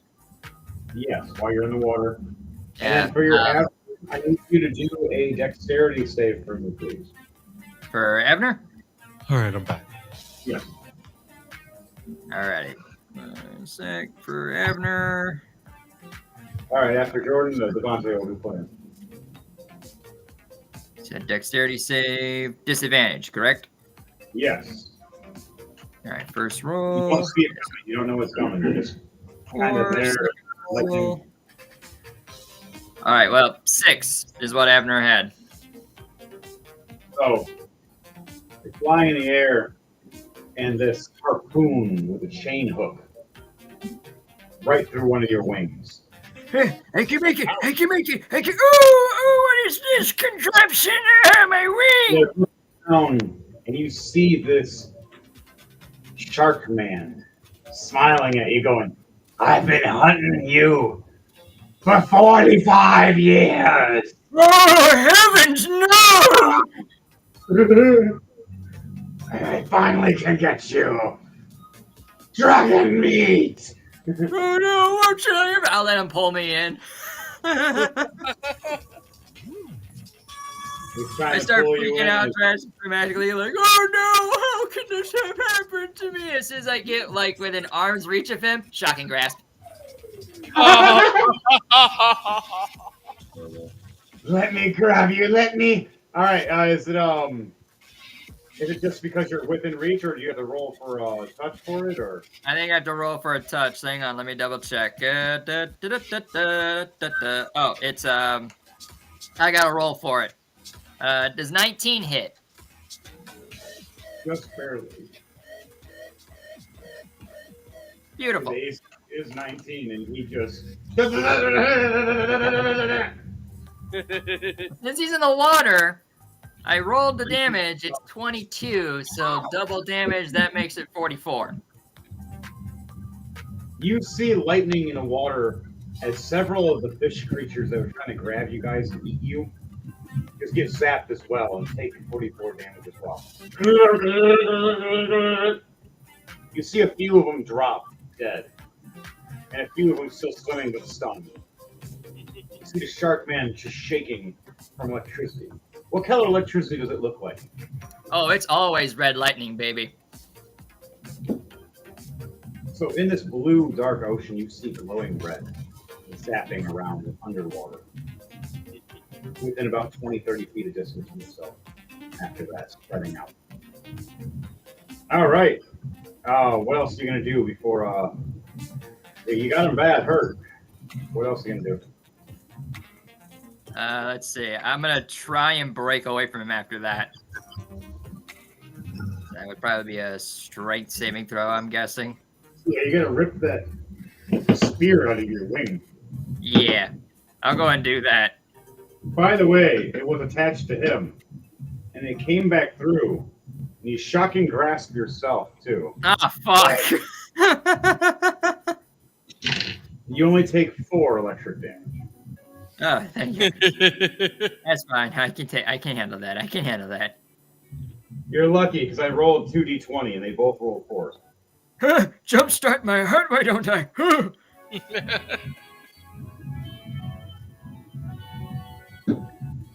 have been a dick and said 44. But no. You guys got pretty good. Cardiac arrest, why not? What's the strength check on that for ripping it out? That is. Oh, it's only. I don't have the giant spell on me, but that's okay.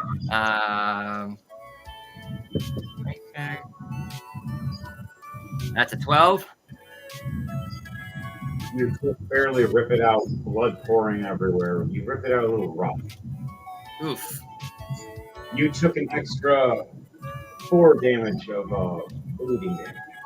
All right. Okay. Now you can fly away, or you can try to hit him with something. He is I'm stunned. gonna. If I'm still holding on to it, I'm gonna use shocking grasp again on him. Oh, you're gonna fly in the air and make it like a lightning rod? Yep. I said I wanted sushi. All right. Because you're actually holding onto the rod, I'll allow you to just do straight damage. All right. He is pleased with the hook to his arm. All right. He takes 11 points of electric damage, but that's doubled to 22. And the rest of the fish people under the water just went bloop. The shark guy is messed up bad, but not dead. A bit cooked right now, almost at the temperature you want to be before you start eating. Kind of freaking out. Okay, so what about your other character? He was trying to make his athletics to swim. He's got a -1 athletics, so both of them are disadvantaged. His first roll was a 15. His second roll was a 13. The 15th succession, you closer to 4. The creatures, you just barely got away.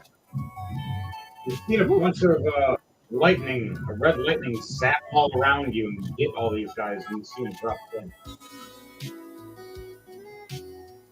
He hears Abner off in the distance. I said I wanted sushi.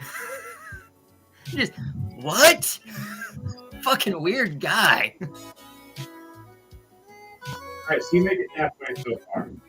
Alright. Are you want to do any more actions with your character to make him go further? Yeah, I'll go ahead and spend more of an action to swim farther. Alright. You head further.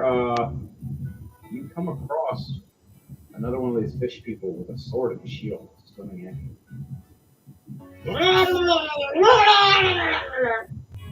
With its sword out. Swinging with a 8 plus. Alright, the 18 to hit. Does 18 hit? Oh yeah, it definitely hits. Slashing at your arm as he flies right past you, turning around to come back for another go. What are you going to do? As you take 8 points of slashing damage. All right, 8 points of slashing damage. Gotcha. I'm going to. My cards are on my arm, basically, like kind of like a dual disc, but it only has 3 prongs that come out for me to put cards on. But I'm gonna pull a card out of my wrist, and I'm gonna use it as a. Yep, and it's my cantrip spell, and I'm gonna cast Eldritch Blast, and I'm gonna slap the card on my disc and then allow it to just shoot an Eldritch Blast at this guy. Good thing these cards are waterproof. Yep. So roll for those the firing before you head to hitting the sand. Hell yeah! 19 plus 8, 27. That hit. Yes, it does. Fuck yeah! Catch it off guard. It gets hit right in the face, dropping its sword, freaking out, Right. swimming downward towards the sword. He takes 11 points of force damage. Knocks him back a few feet, but doesn't kill him. Perfect. and then I'm gonna just swim to shore as fast as I can. Try to evade from his attack. All right, you head to the shallow water, and that's as far as your character goes for now. All right, I'll base your characters now on the field where we have swam. We have them all behind the ship. Yes, folks, we have an actual Yu-Gi-Oh character in this game. You're welcome. To all you Yu-Gi-Oh fans out there, you're welcome. You're right here, Jordan. Awesome sauce. There. Remember, folks, don't forget to like, share, comment, and subscribe. New game. The one move, and then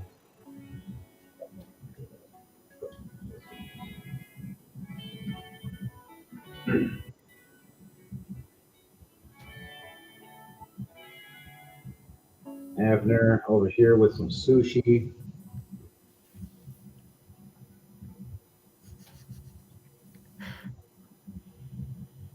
So you're right here. Because you were right here fighting him. So you're right up here. Even in his old age, he still has it in him. Everybody knows. I fucking love that. Fork. Wait, I gotta roll. Here. He took 8 points Okay. of damage as well. There we go.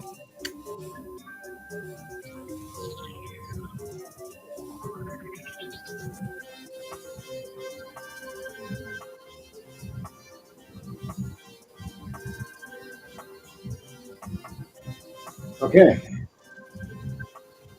We got everybody. So, we got Chris and everybody else, and everybody's already pulled up. Now, Vontae, it's your All right. So you were wondering what the Planetary Angel's doing? yes. Okay, so he actually cast Water Walk. He's going to be walking around. Just walking on water. Yep. That's hilarious.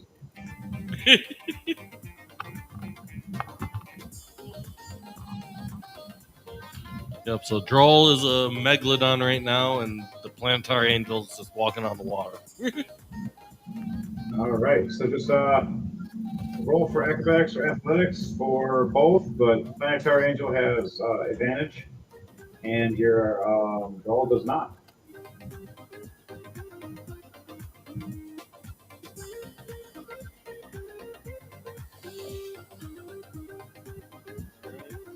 Planetary Angel got a nat 20 plus 8, 28. He runs right over everything, right to shore, as your shark is just swimming in the water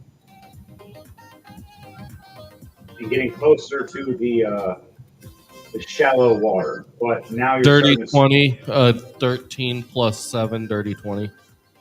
now your sharky megalodon body is scraping its belly against the sand, as now your fins sticking right out of the water, as you're getting more closer to shore. It's getting a little hard to breathe as a shark when you're starting to get out. You want to transform back? I'm actually going to Maybe a alligator, trans. giant frog? I don't know. I'm actually going to transform into an otter. So now you're just an otter in the water. Little teeny otter. Cute, but dangerous. All right, so that's for your guys. Your turn. And Planetary Angel looks up, and the only thing you notice is 2 more guard fish people with spears looking at him. Is there anything he does or says before you end your turn, or do you want to do an action for him?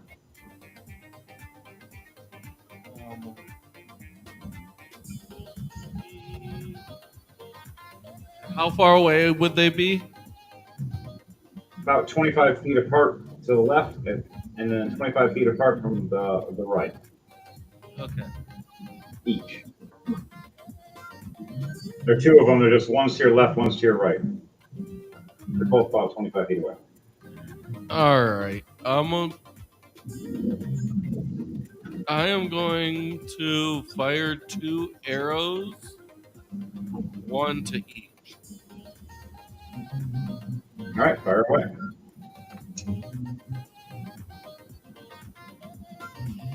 Does a 21 and a 22 hit? Yes. 23. I mean.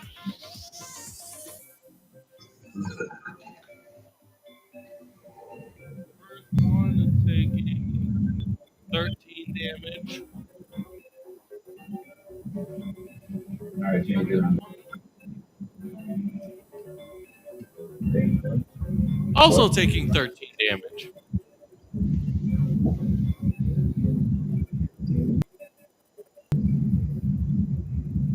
So I'm a little rod, right? Yes. I'm like dangling. Oh, you're dangling. Yeah. You're either dangling or you're sitting on it.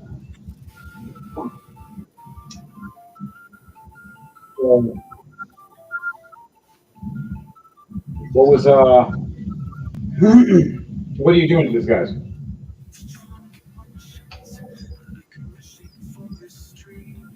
Did you not hear the damage I said? No, I did not for a second. Okay, I said that each of them are taking 13 points of damage. Okay, thank you. All right, they got hurt, but they're not halfway or anything yet. They're just surprised that they both got hit. Now, where did they get hit? I'm just aiming for the chest.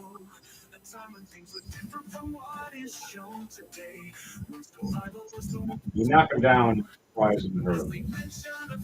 Your little otter self was swimming around behind you, just watching you killing yourself. All right, is that it for your turn? Yep. Okay, Zen's you, and then after this, it'll be back to Chris, and then we'll reset back to proper.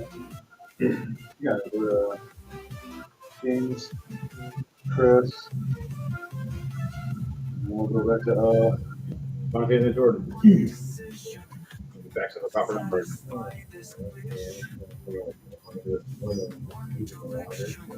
Yeah, what's the fun of doing in the water?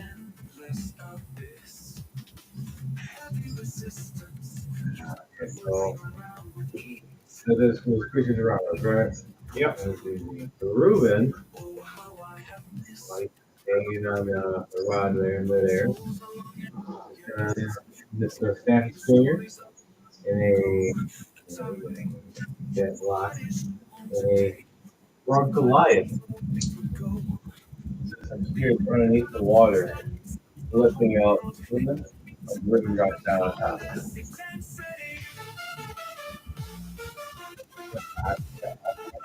You just created your dog. Got that block.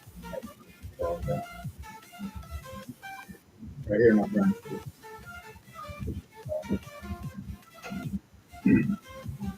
Just boom, giant frog. And right as it raises up from the ground, or under the water, Fleming and Reuben just sitting there on top of this giant frog. And what does he say to Reuben if he's never seen this before? Oh, I'm not talking. Well, so that's it. I'll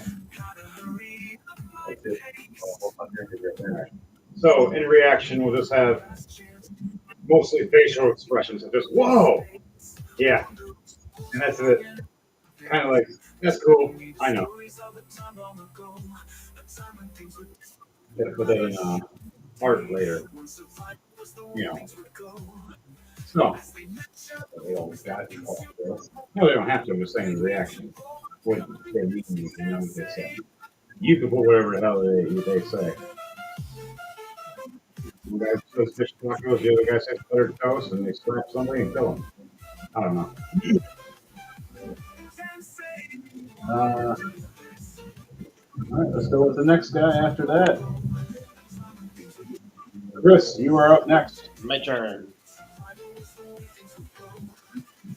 Okay, last time we checked our heroes, they were swimming away from fish boys.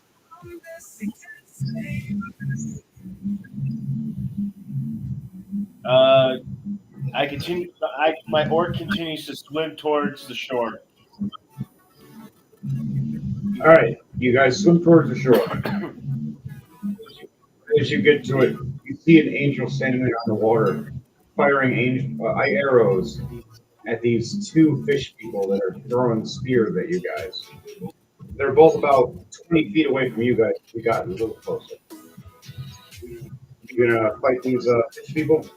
I don't have any projectiles. Run up and fight them. You're 20 feet away. You still got your regular movement now as you're in shallow water. Okay, my orc takes its orc. The orc still has Flemeth by the arm. He takes Flemeth and chucks him at the fish people being shot at. Fastball special. All right, so I want you to do for Fleming, do an acrobatics or athletics, and for your orc, do a strength check, please.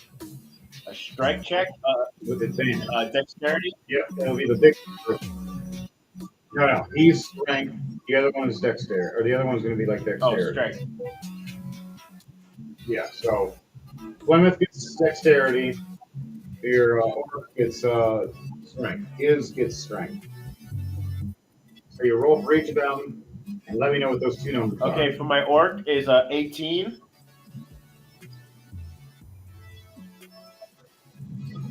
Oh, come on.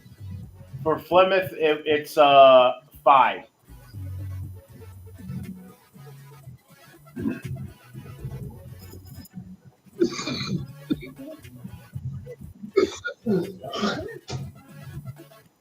Yeah, 5 for Flemeth. Okay. So, in the level of being a level 9 is fine. But because of your orky buddy, it saved you. By throwing you so fast, you didn't have to worry about how you rolled. You were just heavy enough to be a boulder in general. As the orc chucks you so fast, the fish guy, right as he pulls his next spear, he looks up and he sees a dwarf at his face like, what the? He smashed right into him. And he takes 32 damage. And he dies. So how do you want to do this? Hell yeah, buddy. Get him. The dwarf's head literally goes face first into the guy's head.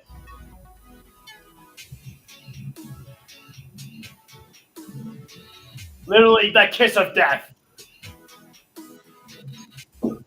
Right as you see Beautiful. this dwarf hit the head of this fish person's head, it's like a Japanese anime thing where it's like, boom, oh, don't you go, an explosion. And then it goes back to normal speed. You whop right through, and his head is gone. Body's still standing there as a spear. No head, just drops. And you just went right past. Right into the sand. Face first into the sand? Please say it's face first. Buried in the sand. Your mouth hit right on the head of this fish. And your orc buddy just laughing in the distance.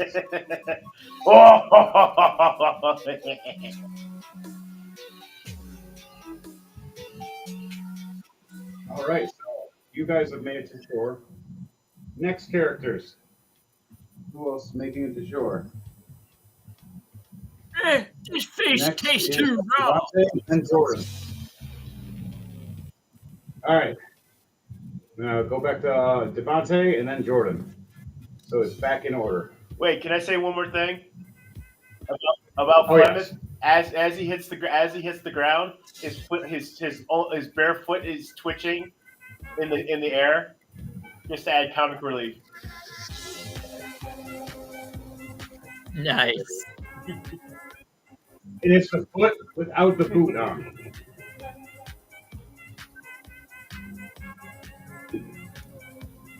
I love it. I love it. I love it. I love All it. right. Devontae, what is your character doing? Well, I'm gonna start off with Droll. Oh. All right, you're otter. What is your 2-foot ass doing? Actually, Going around. I would actually like to roll a performance check to Oh, I see how it is. I see how it is. approach the enemy. So that I want to roll a performance check to act like a cute little animal going up trying to. No way. A fucking Megalodon. Persuade the fish creature. Imagine Megalodon trying to make a cute kitty face.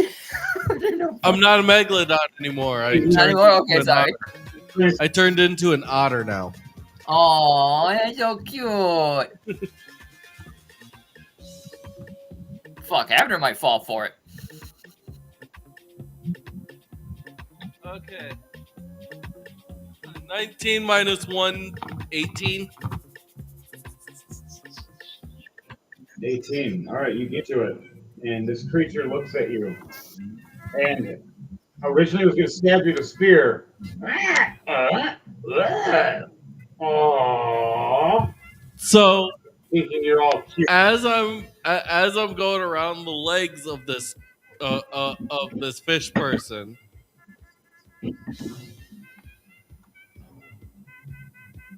does an 18 plus 5 hit? Yes. What are you I'm doing? using my cantrip produce flame as I'm pretty much moving like a cat between this fish person's legs. I'm using produce flame. Ring of fire around this thing. And because it's already damaged, 11 fire damage. and it's taking double damage because it's dry, and you just touch the fire. How do you want to do this? So it looks at me like, what's this cute animal? As it just starts seeing me move around, and next thing it knows, it just spontaneously combusts.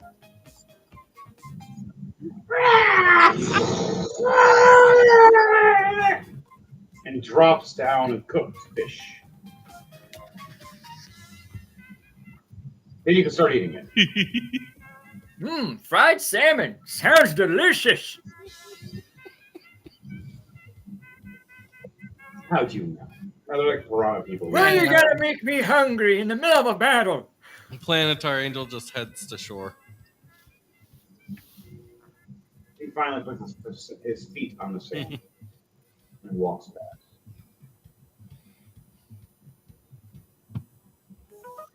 All your level 20s. Oh, we're heading there now. Last people to make it, we need Jordan. All right, Jordan. All right. Abner is going to try and disengage from the shark guy, and he's going to try and make it to shore. While Merrick is going to also try to make it to shore as well. He's going to pull out 5 cards from his deck of illusions and just basically face off against the ocean. I'm going to draw 5 cards. Oh, okay, nice. Nice. Beautiful. You never know. Oh, this will be even better. All right. So, first card he's going to draw out and place on the field on his disc is the Joker card, which is the basically like minor illusion. I'm making a doppelganger of myself. So now there's 2 Merricks on shore who look exactly the same. You don't know who's the real one at this point. As you come out of the water, it looks like 2 of you split instead of 1. And you look like 2 of you walk. Yep. And then he's going to then gonna summon forth this Find Familiar. He's gonna bring forth his owl out. Yeah. All of a sudden, day starts to resume, and now the cars start to zoom. Oh yeah, by the way, As you walked past, there was someone came close. Asian person. He sees you and the second you, and he rushes to attack. That was weird. All right, does a 21 hit your Yep, doppelganger? it does. You see a giant, weird teeth claymore slam down and just your doppelganger. You're like, I can use this to trick someone so I don't die. Yeah! Wow, it works! Wait! Oh, you're trying to kill me! Crap! I guess it's time to do them. Go!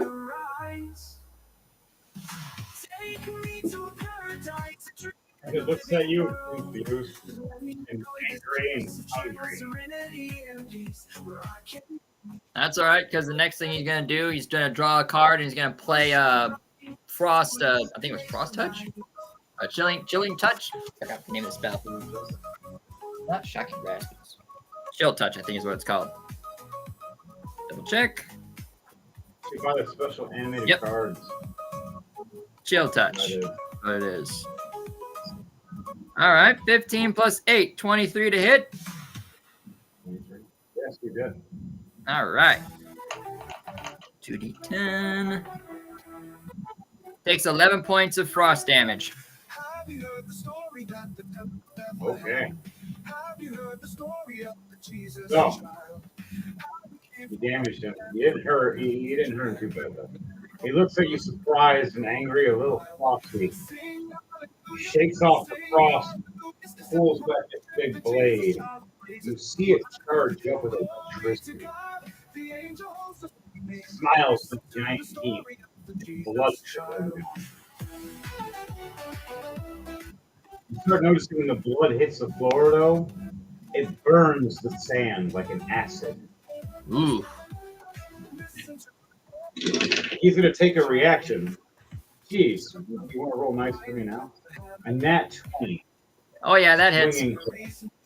Yeah, he swings his giant claymore right up from the sand, uppercuts you with it. Just standing there, looks at you, all sand blown, quiet, anime style.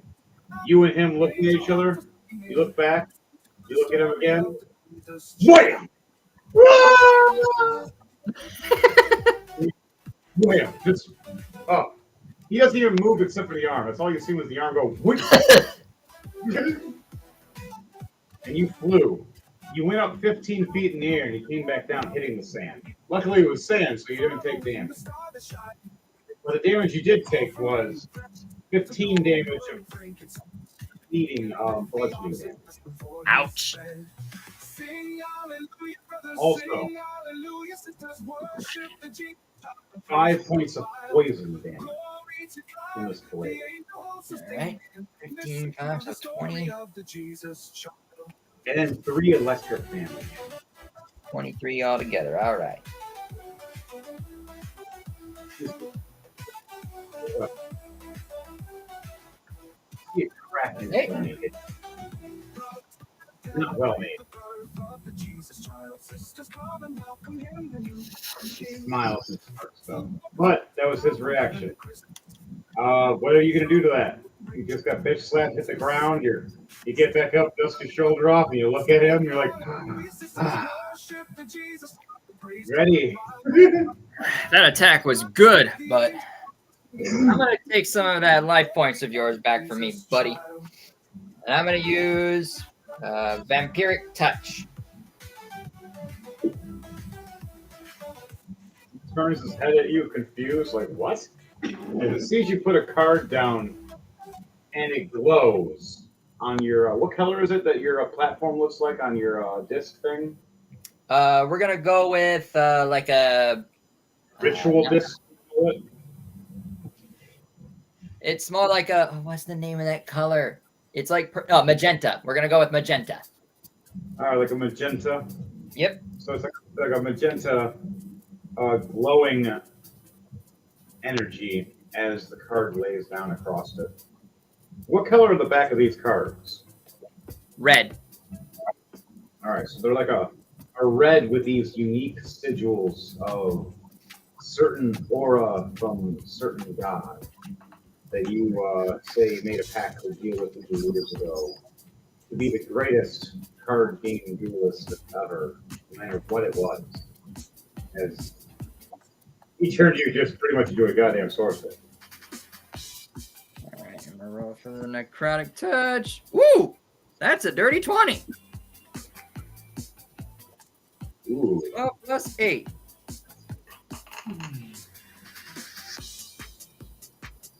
So he loses 18 points. He loses 18 life points. I regain 18 life points. That's correct, if I'm doing it right. Double reading. You see his eyes roll back in his head as it drops into his knees, shivering and shaking in fear. As he just literally took some of his life, and he is a very religious type of creature.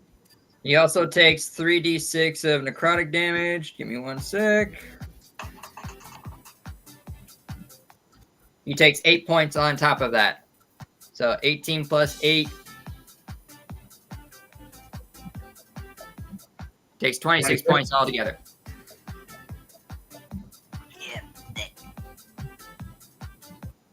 Oh, how do you want to do this?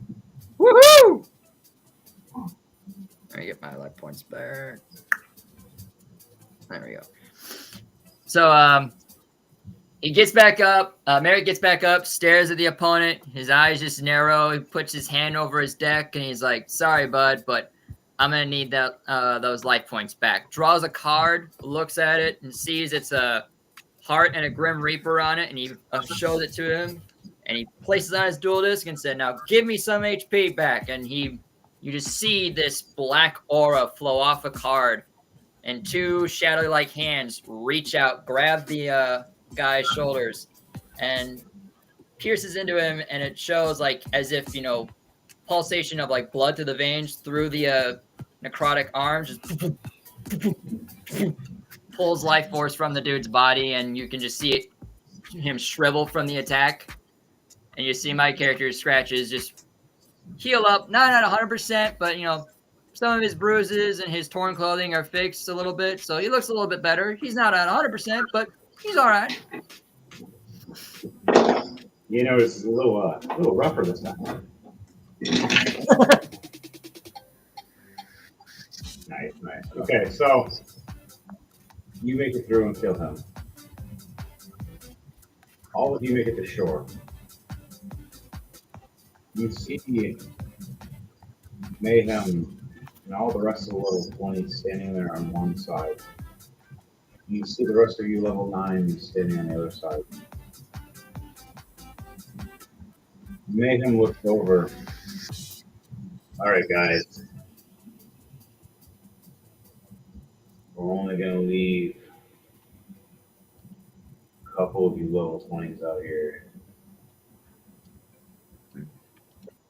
But me, I have to go. As he turns and opens a book and sets it down, and it looks like it's reading itself, and the spell thing is getting ready to create a teleport for himself. Your guys' mission is your own. Right as this is happening, another survivor from the ship happens besides the captain. Whitney, the werewolf girl, transformed into a werewolf, raging, coming at all of us. Anybody want to say or do anything as she's coming at us to try to attack and betray us? I got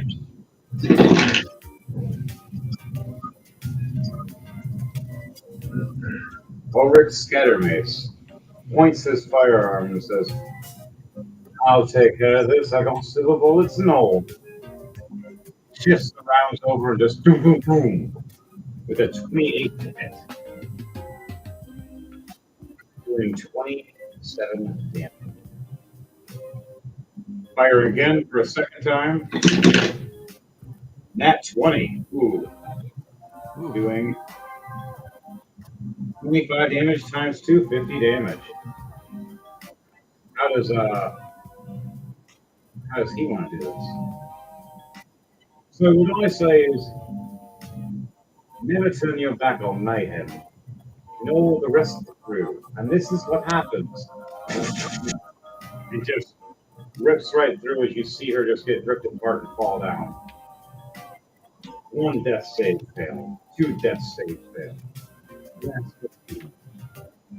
Eyes closed as the last thing she sees the barrel is him smiling and the shine of his glasses as he pushes his hand to the middle finger from the glasses as the gun goes up.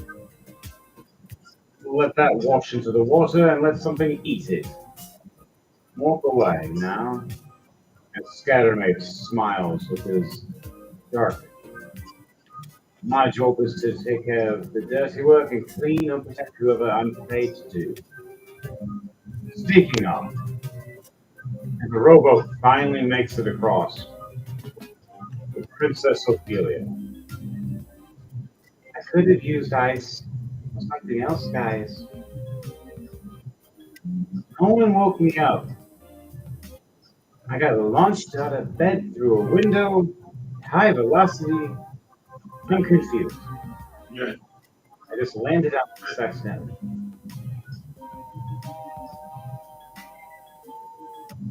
Anybody want to say anything to the princess that she's all confused? Yeah. No, the orc just grunts and says, "Sulking princesses," as he walks towards Plymouth to go pull him out of the sand.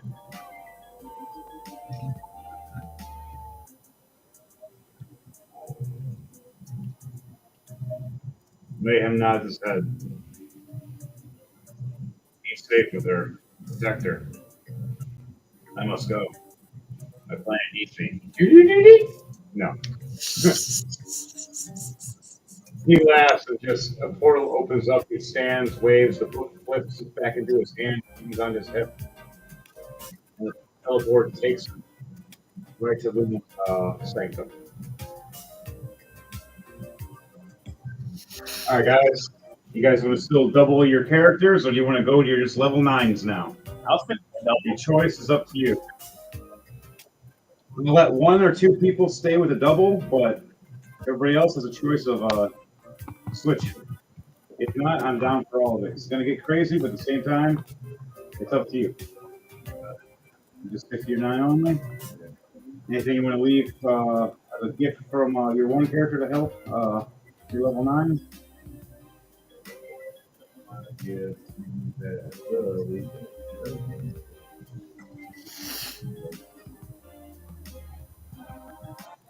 Something to help him on his journey. Anybody, if anybody. Amen. As long as he wears the equipment yet, it takes time. You know, it's a character. Jordan made his this character rich right off of it, 2,000 gold. No. I'll fucking do it again. Yes, you would.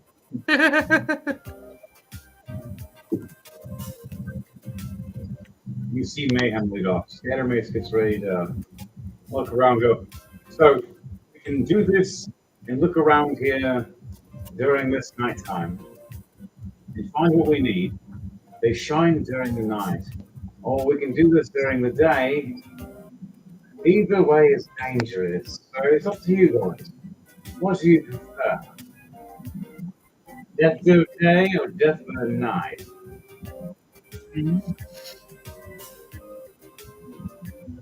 As he reloads his gun arm and just see the spin.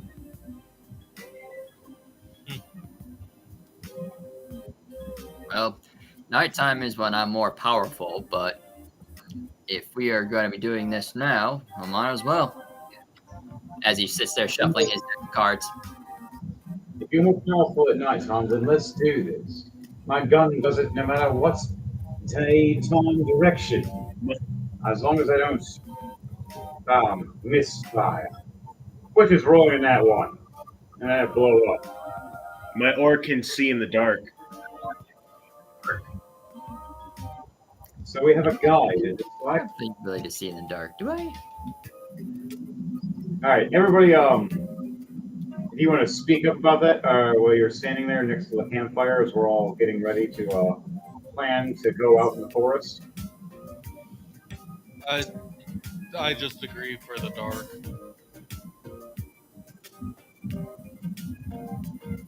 Both my characters do. Planetar has dark vision, Abner's, not just that, but he also has the spell light and daylight. Well, there you go. Abner gets to shore, wrings out his wings, and drives himself off. And he's like, I'll stick around. Why not? I got a few more hours before me wife calls me back. Okay. My orc, Grisma, walks towards the dwarf as the dwarf is still laying in the sand. He grabs him by the leg without a boot on, lifts him up in the air.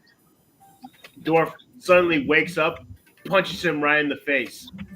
He goes, "No one throws a dwarf." Dwarf throwing's illegal in 3 of my kingdoms. What about the other ones? It's actually a competition. As Flemeth falls to the ground in surprise, as the orc drops Flemeth in surprise, the dwarf spits out curses and sand, and gets up and brushes him off, And it's like, "Sod it, I'll stay with you guys."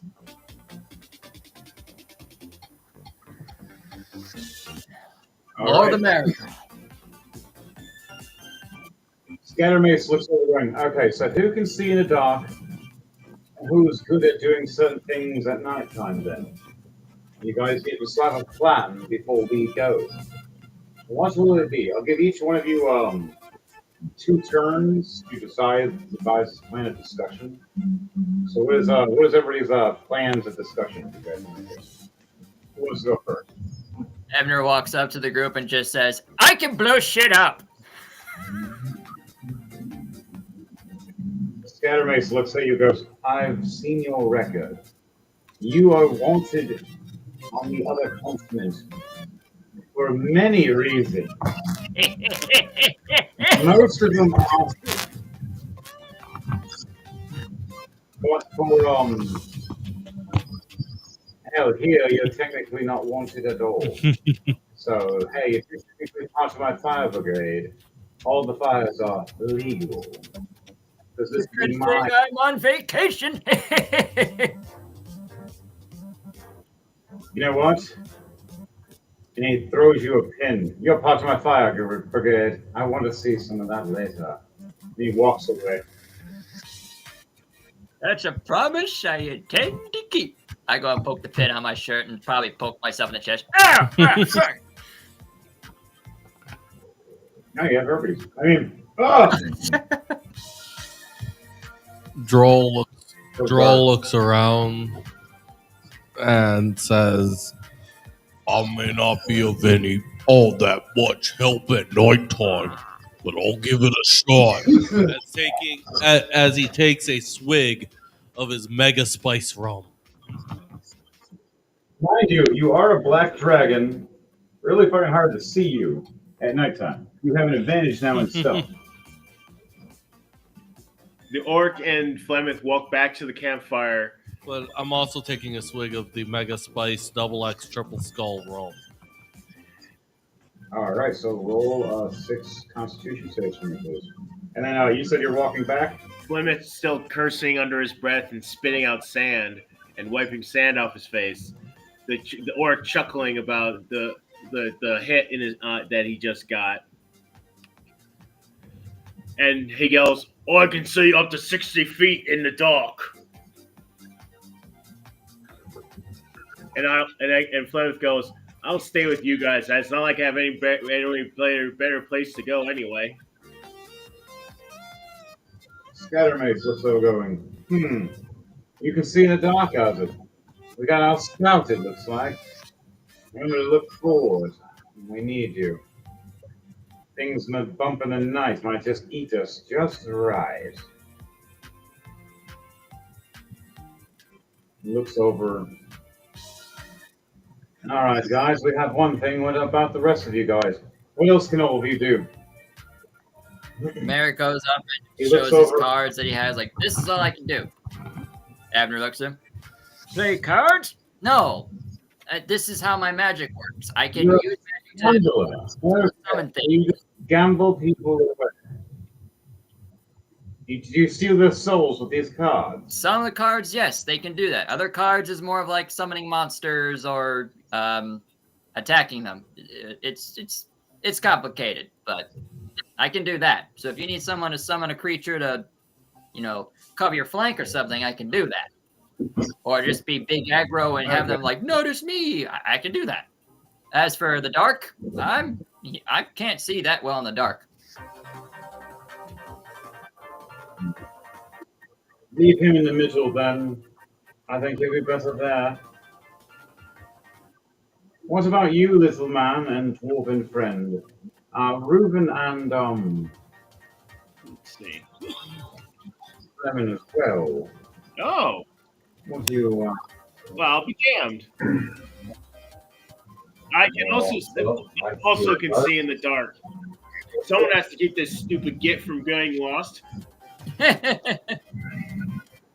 Your dwarf can see in We the both dark. walk up and start talking. Right. And then he looks over going, there's so much information at once. But for Reuben, what is it? Okay.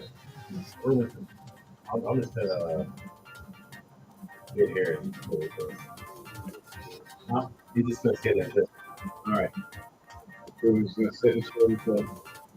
Alright, and then for your dwarven friend, he can see in the dark. Is it 30 or 60 feet.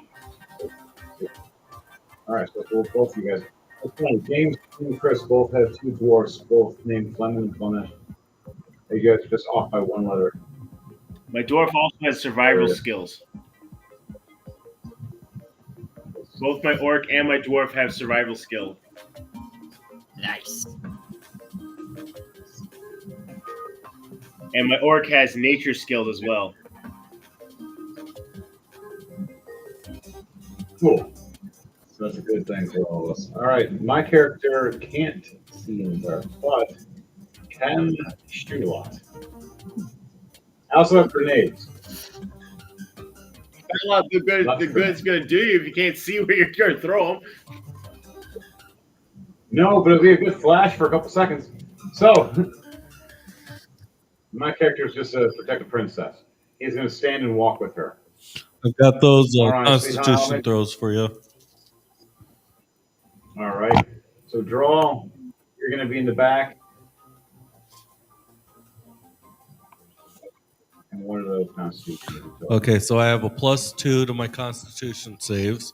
So it's going to be Okay. a 7 plus 2, 7 plus 2s. So a 9, a 9, a 15, a 22, a 13, and a 10. 3 success. The rest are all fail. So a half and half. 3 success, 3 fail. So at first you hold strong. Yeah, got this. And then you just puke everywhere. You put the campfire out.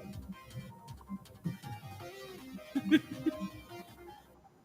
needed to put it out anyways, but yeah. And we're all sitting there going, who's going to put the fire out? Ah! Never mind, I think the fire's out. And because I'm a black dragon, it wouldn't just be out, it would be melted. Yeah, something crackled. All right, so it just, melts away, steam, smoke, but no more fire. Gone. We get in line. We have Chris in front. We're going to have James second. Third will be me, you, and the princess. Jordan will be behind me, and Devontae will be behind Jordan. So we're going to go in that order, how we will react. So let me write that down. So it was Chris has 1.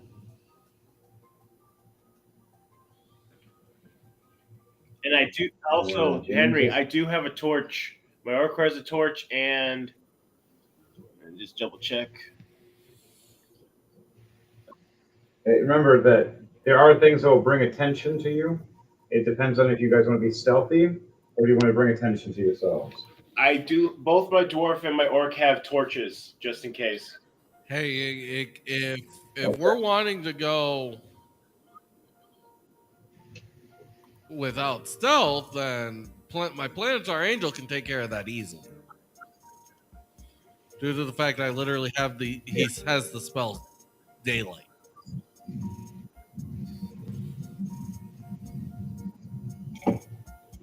I can glow green. You can glow green?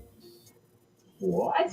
Yes, and I do. I take out a 10-foot staff and I start glowing green. That is cool. Which character? This is Fleming. Oh, that's great. So James Fleming grabs his staff and glows green. Now, what kind of green do you say for you? Like, you want to say a neon green? You want to say a fluorescent green? Ashen green. A deep green? Dark green? Forest green. Fiery green? The Teenage Mutant Turtle Yes, green? green, then white, up to 10 feet. Lime green. Like that. Xbox 360 green. Hey. My 360 I green? gotta think about that one. That was a good one. Actually, a good one. I didn't think about that one.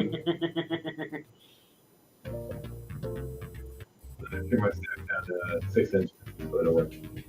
I tried to go. It's like an Xbox turning on, turning off. With the sound. Yeah, it was really. Yeah, he just randomly hear the sound in the background. Yes, it does that. I make the sound when I turn green, when I start up, and the car off. Yep. Beautiful.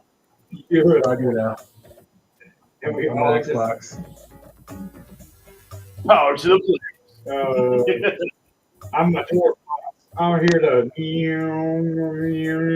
Did that just happen? Yes. He even turned it off. What the fuck? Power to the players. As he beats you to death. Power to the players. Oh god, no! It's like Microsoft, no! Why have you forsaken me? All right, guys. We start heading forward. We're going to start off with your characters in front. Your orc is really it's a head, and then your dwarf is right behind. Unless you want your dwarf in front of his the orcs for different reasons. They both can see in the dark 60 feet. I'll do the orc first since he has more nature skills. All right. So while we're heading forward in a trope, I want you to do a nature check for me. See what you're getting ready to head forward. Again, 16 plus 6, that's 22.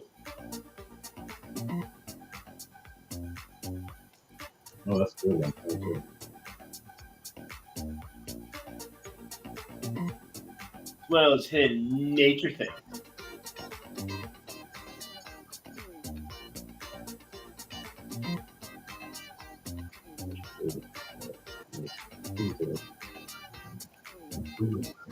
Yeah. Right, who needs this one?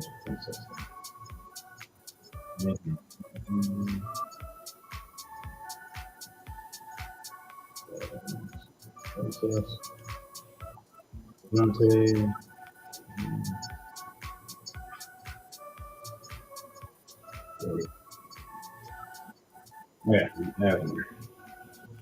because you like to burn shit. We're good now.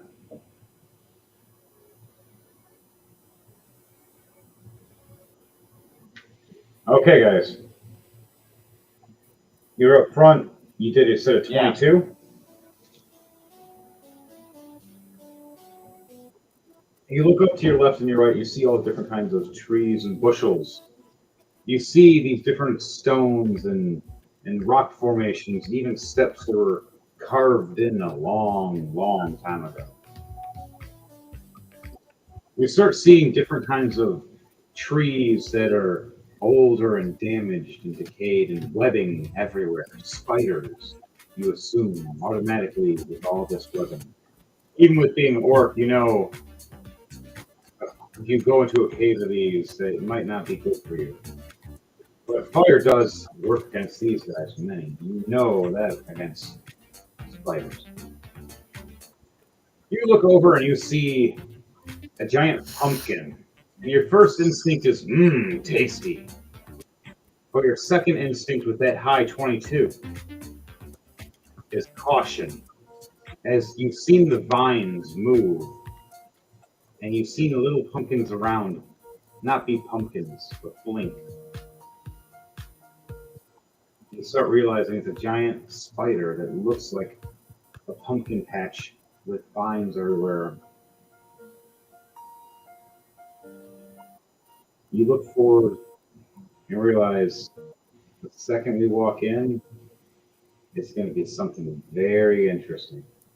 Ooh. So, what do you do on that note? I have the animal handling skill.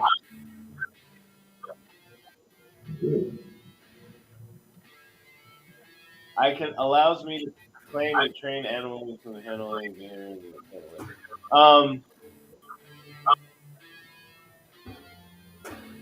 My orc does an intimidating roar, Intimidating roar. like a war. All right, see. All right, so with that, I got to roll. So, this is the funny thing. You look over going, whoa! As you rage, your red eyes glowing and the screaming in the darkness. You hear skittering everywhere. And the giant vines and the giant pumpkin shift up a little bit and move and scoot over a foot or two. A little bit further away. Like, what the fuck? You want me to do an intimidation check? I just did. And I failed. So your scream was successful with that. And then I So, go, ha! None in this force can intimidate me.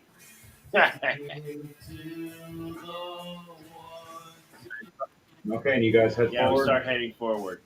All right, head forward. Everybody, let's all everybody speed. 25. If you're scared of these spiders, you get to walk past these spiders without being attacked. At least in the first section. But other areas, you might risk still being attacked. Well, yeah, spiders giant spiders are not known for letting prey go away just because they get scared off.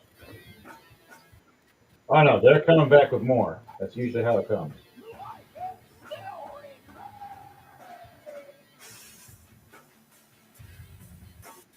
Okay. You for playing card into.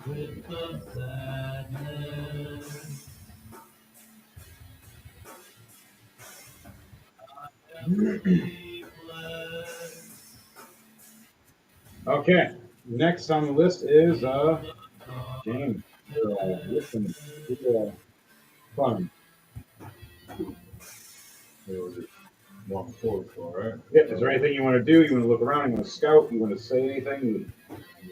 You can keep eye out on the walk, I guess. I'll look around. Look around to see if I see things working, I guess. All right, so do a perception check for me. And because you have dark vision, you have advantage.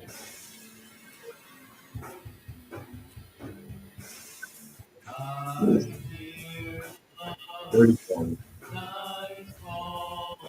Look around and you see this giant tree with a giant spider looking at you all. It's hovering quietly like it's scared, but only for a short period of time. You look and see the giant pumpkin spider scooting back a little closer now. As you look around and see the rest of the forest, you see this within the distance, a strange, magical whirlwind of blue, swirling like wind-bladed water energy.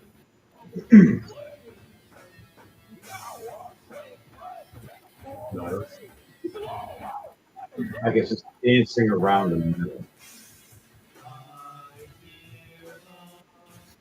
Think of like Smash Bros. That tornado at the Hyrule Castle. Throws you up in the air. I'm sure they're scared anymore, guys. All right. Anything else your character wants to say or do before you end your turn? That's Or you want to hold an action? That's it. All right. Next is me. I'm going to hold my action with my firearm for if anybody gets close. I'm going to point at the spider for now, waiting if it starts getting ready to launch. And the princess, I'm going to have her hold guiding bolt just in case. And then magic missile. I'm going to have her max out just the magic missile. The magic missile can never miss. So, I end my turn. It is now Jordan's turn. All right. So Abner is going to touch his horns, and he's going to cast light so that his horns produce light around him. 20 feet of bright light, 20 feet of dim light. Okay, cool. And then he's going to keep on moving forward. Merrick is going to have his familiar at ready with Eldritch Blast should anything come close into contact with him. All right, now what kind of colored owl would you say your owl looks like? Is it He looks more like a spectral owl, so I would say he's got like a navy blue / purple glow to him when he flies around. Does he look like a wind creeper? Yeah.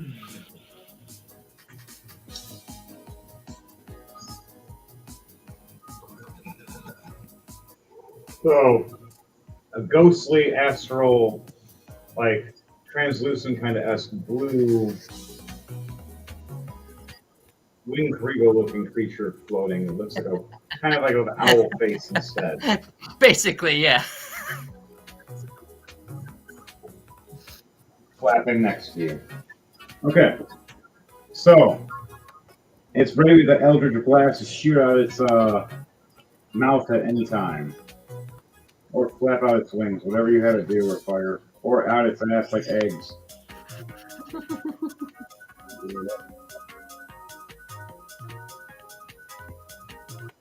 Now, what's your character do? Anything else? You want to hold any action besides that? Or just walk with the group? Walk with the group. All right, Devontae, it's now your turn.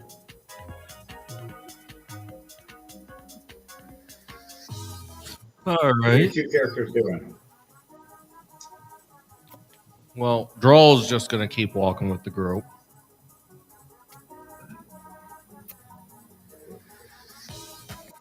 Can you plan our angle? Is he just going to hold back, or is he going to sit there and chill? I said he's walking with the group. Okay, so both of them are. Okay. Are they holding any actions, casting any spells? Are they doing anything? Both of them? I said Droll was the only one just doing that. I'm still working on it. Okay. Yeah, I still have the second guy to do. I haven't even started on him yet. Where did I put this? Okay. For monsters. That's what I was asking. All right, so figure out what the fuck they were. Plantar Angel's just going to cast Daylight. All right. How many feet wide is that? 60 feet for bright light, and an additional 60 feet of dim light. On my bookshelf. Wow. You just lit up this whole, as it looks. All the spiders jump back and freak out for a second from the bright light. You blind quite a bit of them, surprisingly, as you hear skittering noises all around you now. Not very happy. Thanks, Devontae. Angel's like, I'm trying to help. All you did was just spook all the eight-legged freaks. All the spidery gets. All right. That's everybody's first turn. We scooted, we moved forward. We made it to up here. Round 2. Now, here's where it gets the fun.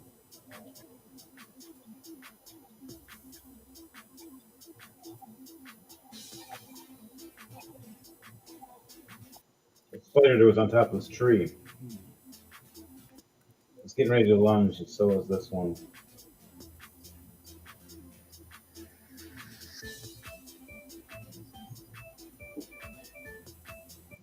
You also see little, or not little, but giant mushrooms everywhere that are bright color, shaking. I want everybody to do a perception check to see what all you guys see, as this is going to be a group survival check and a what's the last part? All right. Nature and a nature check. My mark for perception got a 18. For nature,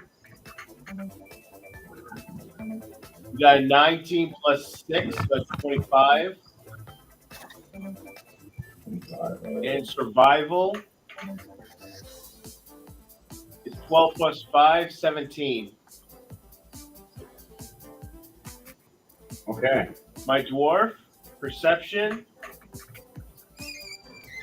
net 20 plus 3 is 23. Nice, nice, nice. For nature, 11. And survival, oh, come on. 4 plus 3, 7. My dwarf does not want to live.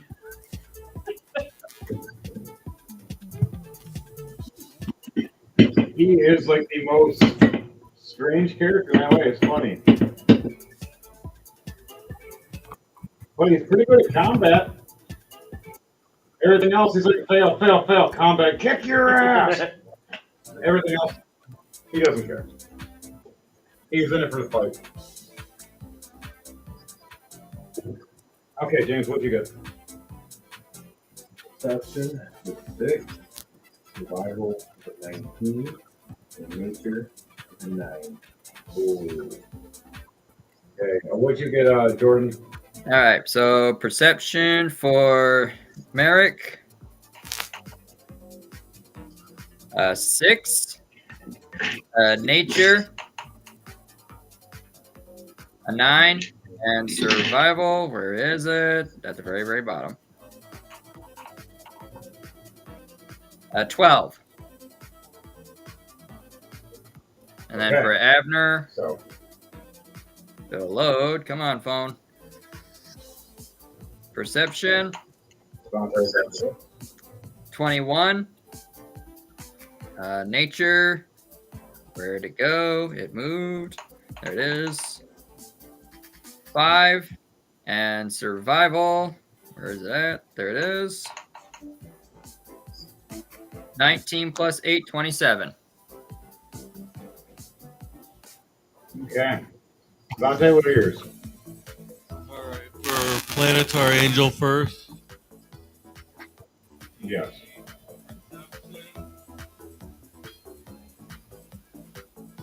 17 plus 3, dirty 20. Okay.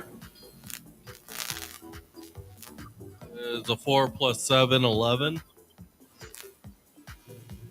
Okay. Survival. 8 plus 9, 17. And then for Droll,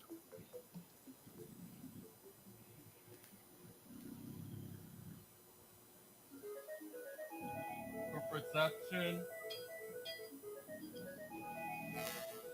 17 plus 1, 18.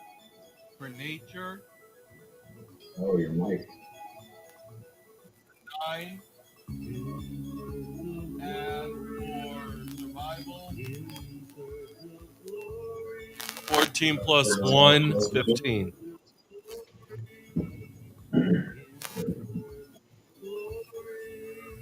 All right. So, with everybody, you guys all just passed.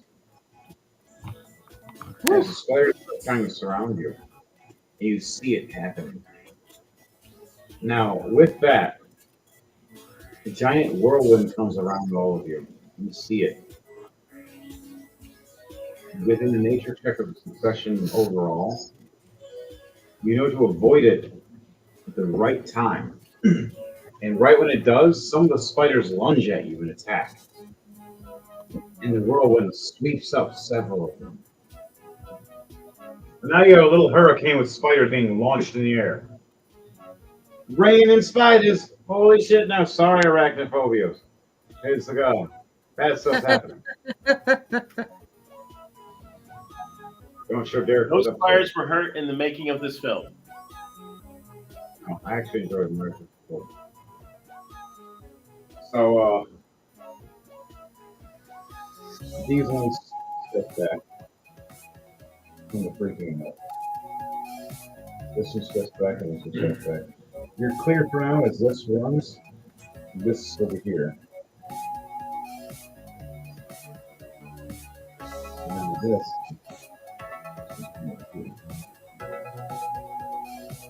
Now, guys, you have a clear field ahead of you.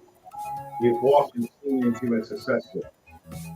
Do you want to say or do anything else? Me?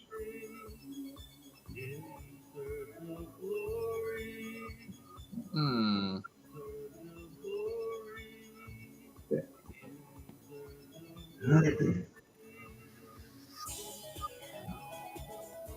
Okay, so Mace looks over at all of you going, so we have to get crystals from a certain tree, they said over here.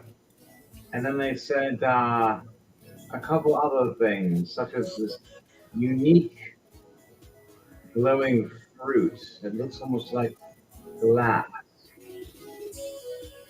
And we have to get that from the other side of this forest. And by then we can head out of here. What do you guys say? Who wants to help us get these treasures? Princess, you want to see how this is done? As he loads up his gun looking around. You hear, as all of us start walking up, hello? Food? My entrees, welcome. My desserts, my snacks. Which one should I eat first? You all look pretty. Princess Ophelia. Now the hell is that thing there? He's like a spider person. Creepier.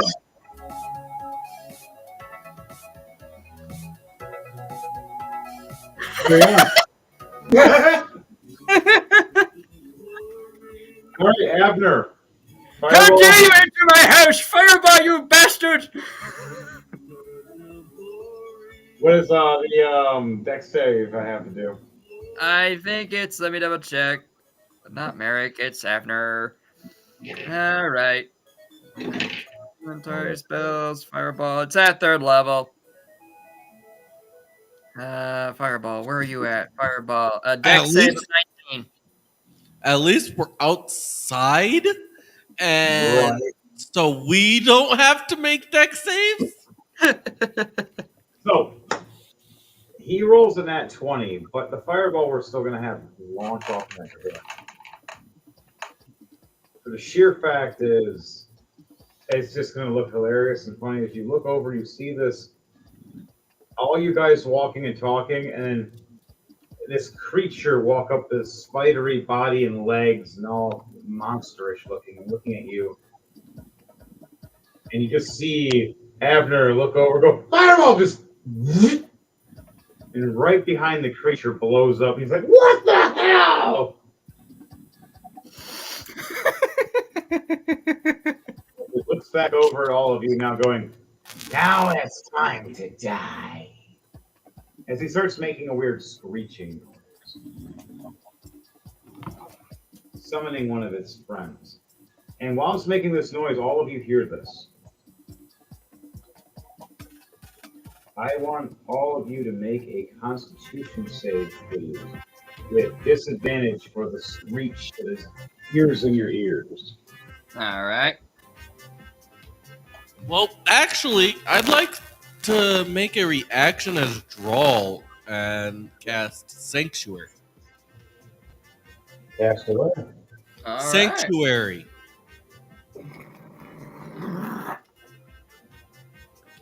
All right, cast it away. Which will protect us from this harmful spell. All over the figures. I'm not reaching over there like that. I will draw something. You do it, James. So, in a way, it pretty much just saved us from this attack. Wow, that is dirty 20 for Avner, even for a disadvantage. Not bad. For Merrick. I need to grab another instrument. Okay, guys. So, before we go into this next one, we're going to take a small break. So, if everybody needs to take a potty break or anything else, let me know. I'm going to go and grab my energy drink. Go for it. And anybody want to, DJ Thunderbase, if there's anything you want to announce, let me know. Well, there's only one thing, and that is be on the lookout February 1st for the release of my next album entitled Aliens. Aliens! They're out there, everybody! Protect your bumhole! They are, and more proof has been getting revealed.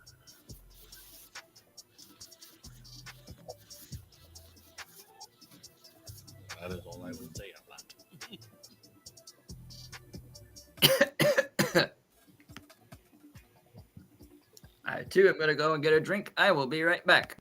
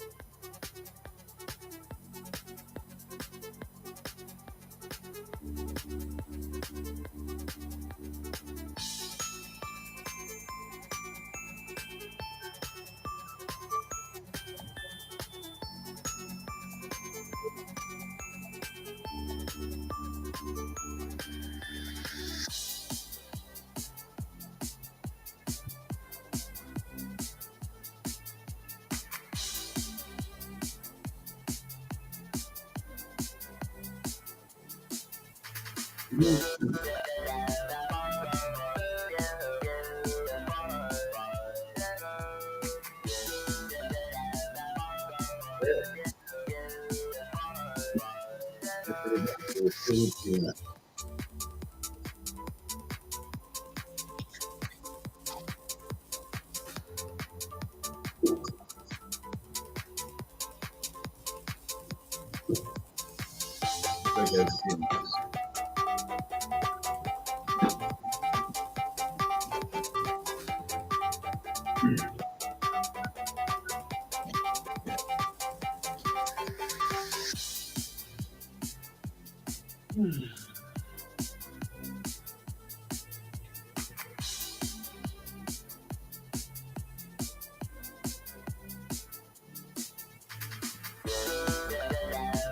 right, I am back.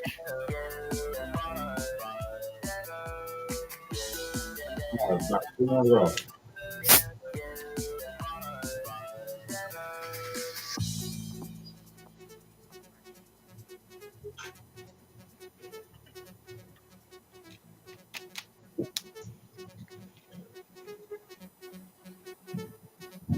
All right, Dark Trooper, you're back.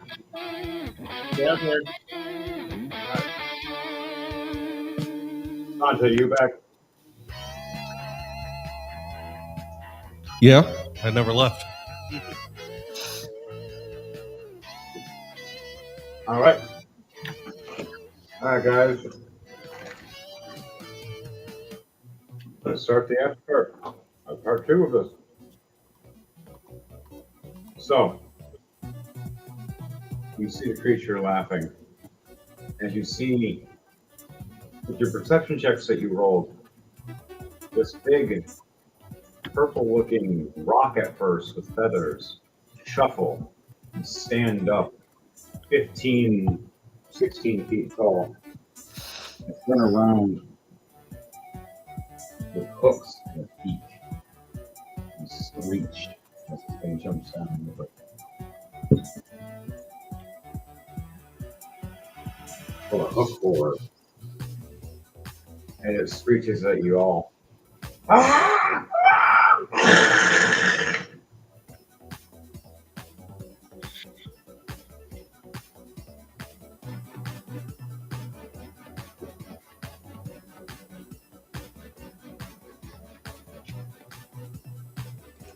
Okay, guys.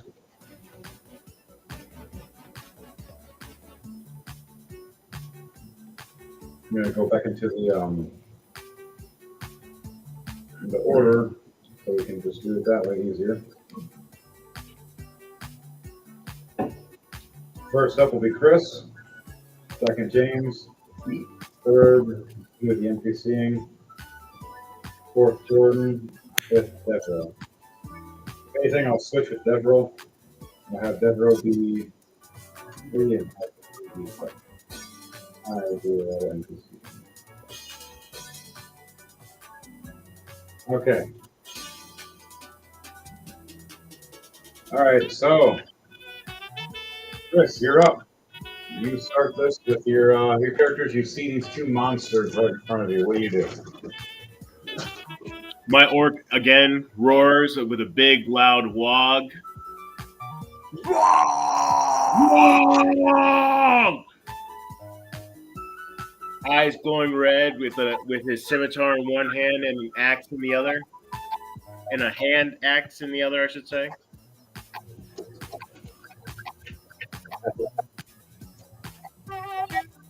All right.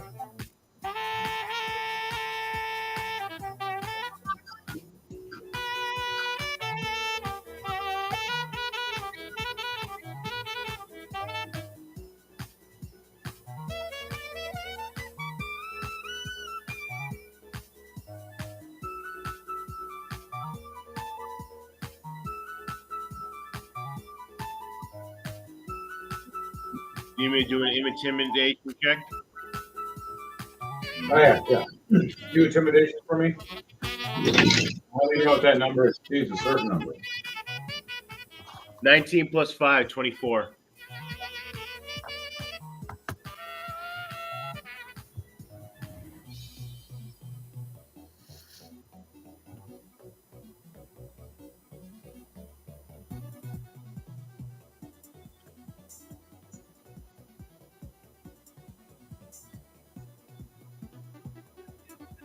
All right.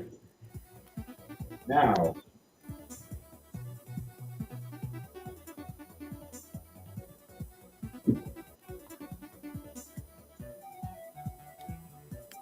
now that you're doing that, it doesn't make enough for the hook ore, as it is immune here. But to the spider creature, he steps back in fear and moves 5 feet away. So, what do you do now for your dwarf character and your orc character? And then before you end your turn, what do you say? And then James, you're on deck. What is the hook? What is the hook character again? The bird thingy? Oh, a hook horror. A hook boar? A hook horror, like a horror movie. Oh. My dwarf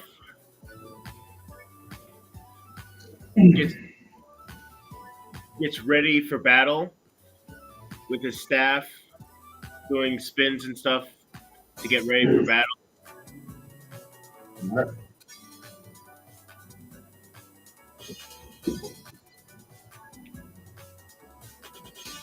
And do you guys just want me to start attacking them? Yeah. If you like, you're ready to attack. You can go for an attack. If you want to. Okay. The, My dwarf will attack the spider. Which one's he attacking? Is he attacking the spider guy or is he attacking the hook horror? He's going to attack the spider guy. All right. You get advantage of his attack because he is scared and frightened right now as he's turned his back to you, running away. Using my giant slayer's quarterstaff.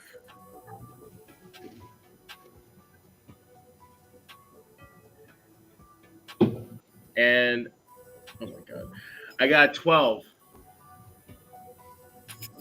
12. Okay. For the hit damage. 12 just barely hits him. He's a magic user, and AC is not his best friend.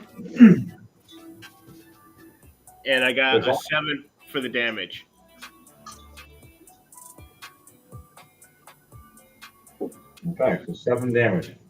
Smack him with a bug. Like, no. Bad spider guys, bad. He's like, at first, he's like, you can't defeat me. Oh, wait, what the fuck? And don't I get a second attack with the dwarf? You get one more physical attack. I attack it again with the quarterstaff.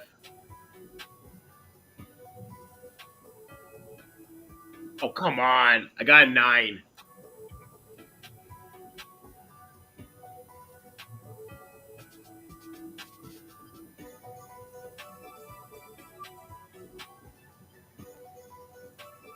I got a 9 as a hit. 9 is a miss. As you swing down, you slam the second time as he steps back and looks at you. I'm ready now. As now his AC goes back up to 16.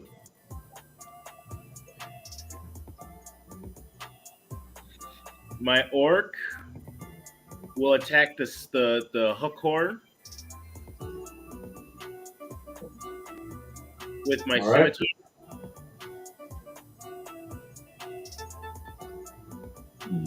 I got 9 plus 10 is 19. 19 just barely hits. And for damage, 5. All right, you do 5 damage. Mm-hmm. And it looks at you and just tries to peck at you. And it misses with a 12. And do I get a second attack? Yes, you do. I attack with the hand axe. Okay. 17 plus 30. 17 plus 13, 30. All right, so dirty 30. You hit. And for damage, 4 plus 7, 11 damage. 11 damage. Okay. You slash into it, see it bleeding a little bit, knowing it bleeds. It can die. And my orc chuckles in glee as he smells the blood. All right. For that ends your turn. James, now is your turn. All right. Well, Fleming's gonna turn around and advise you that green spider. You know, kind of generic, or you open. Oh, yeah. It's a perception check you rolled last time.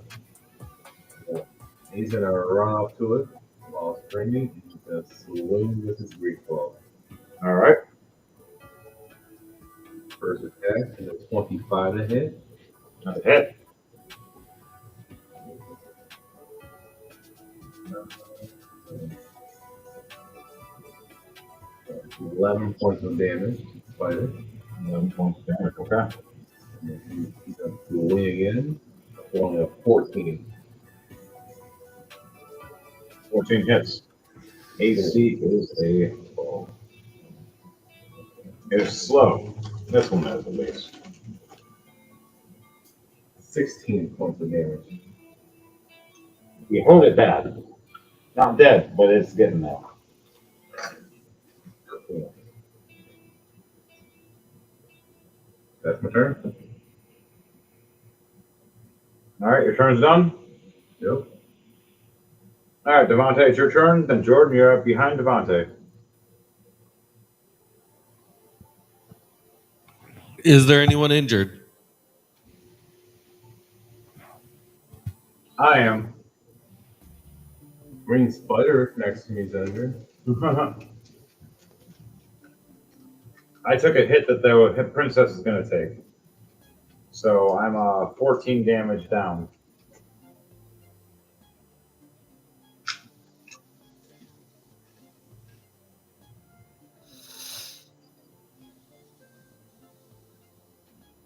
What do you do on knowing that Scatter Mace is hurt? I am casting first level Cure Wounds. All right.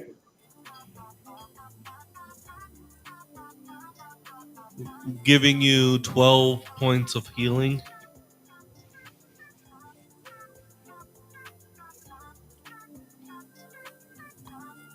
All right, cool. I'm only 2 away from fully healed.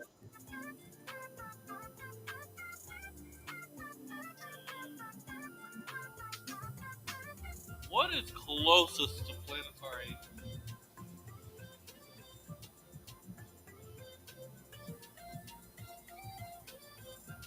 What's close to the Planetary Angel? Yeah. The spider that James just attacked.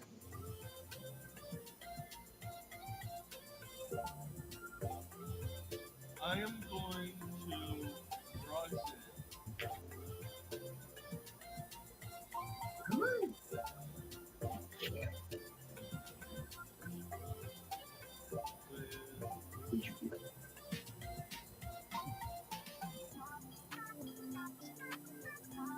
Does a 16 hit?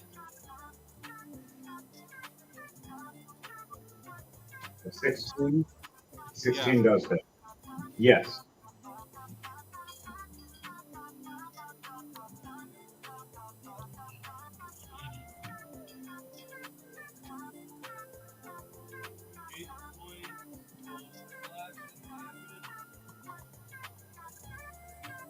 Is this thing a fiend or undead?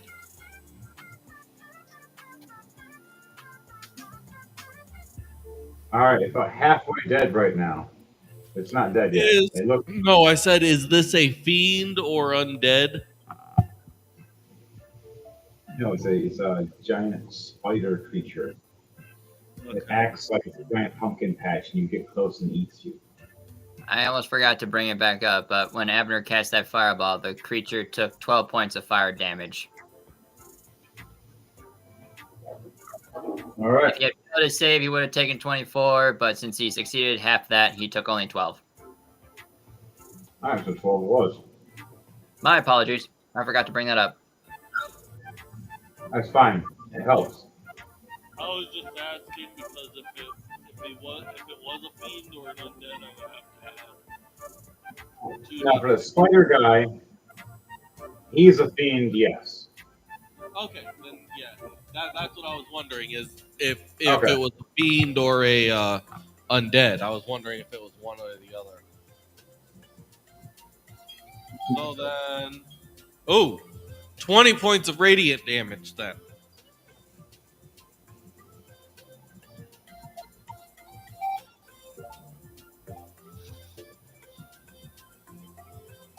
$20 Oh, damn, that's a lot. And it's double that because he is a weak to radiant.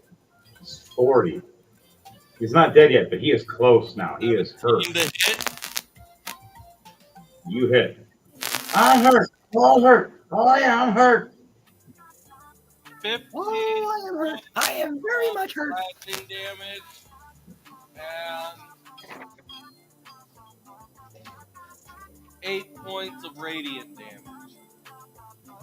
It comes to 16. How do you want to do this? Woohoo! So he basically, Planetar Angel just goes up and does a dash double slash. Excuse me.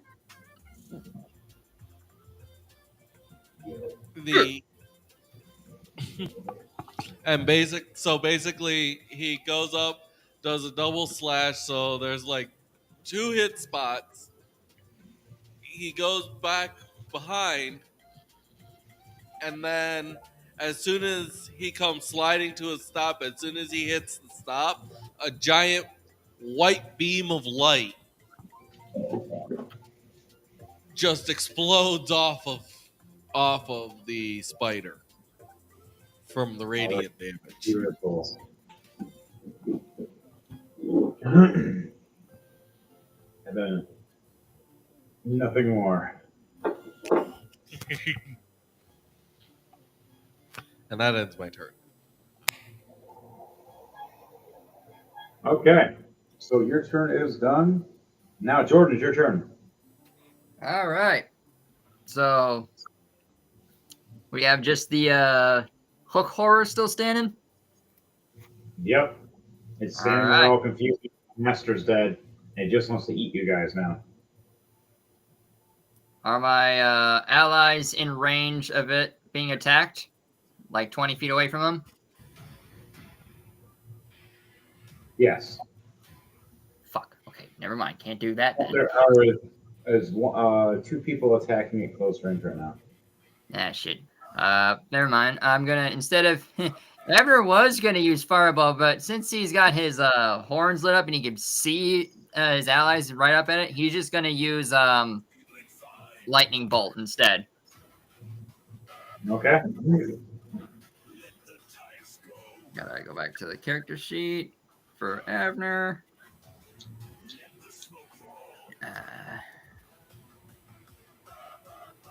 Lightning Bolt. That's, I believe, a 3rd level.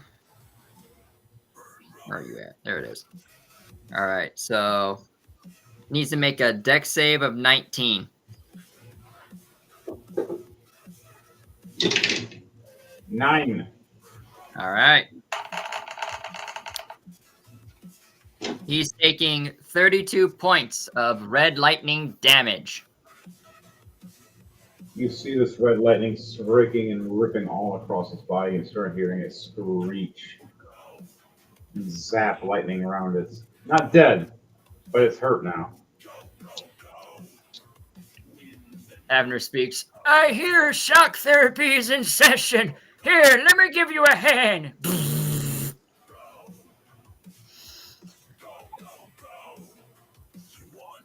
And then Merrick gets his dual disc activated, draws 6 cards. And the first card he's going to play forth is his King of Spades. He's going to bring out a priest and 2 acolytes. Oh God. I mean, sounds so wrong.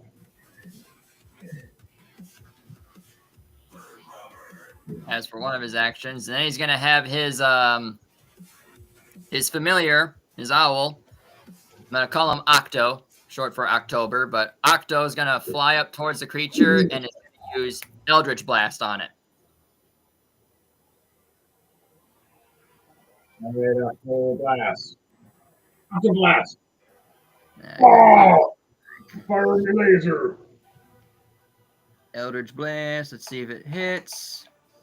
19 to hit. 19 hits.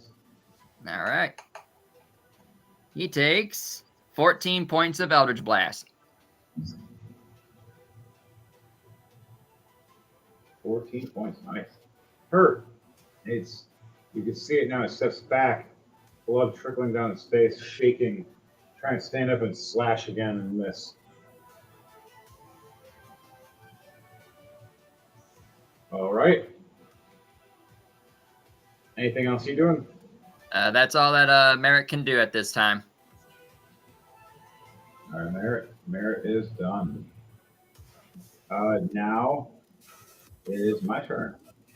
I pull out my well, I don't pull it out. I just point. Point and fire. Ooh, a 21 to hit and a 22 to hit. I hit with both my rounds. 26 and 28. Two big chunks of it. This thing's not dead yet, but it's getting close. All right, I end my turn. Chris, it's now your turn. Okay. Who Horror was left is- to fight? This giant hook horror that's standing in front of us still. And then one spider is starting to move closer, but that's about it. Before we get to this crystal food.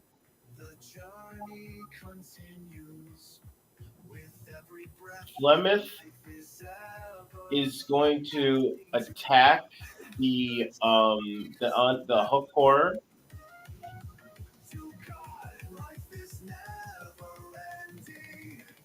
With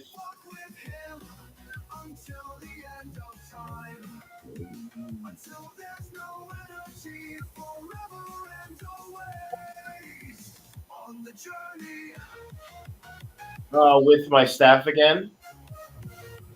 All right, 17 plus 8, 25. you hit. And damage is 5 plus 4, 9. 9's a miss. The other one was a hit though.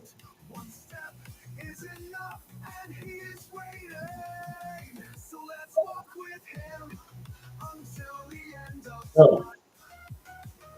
That it for both your characters?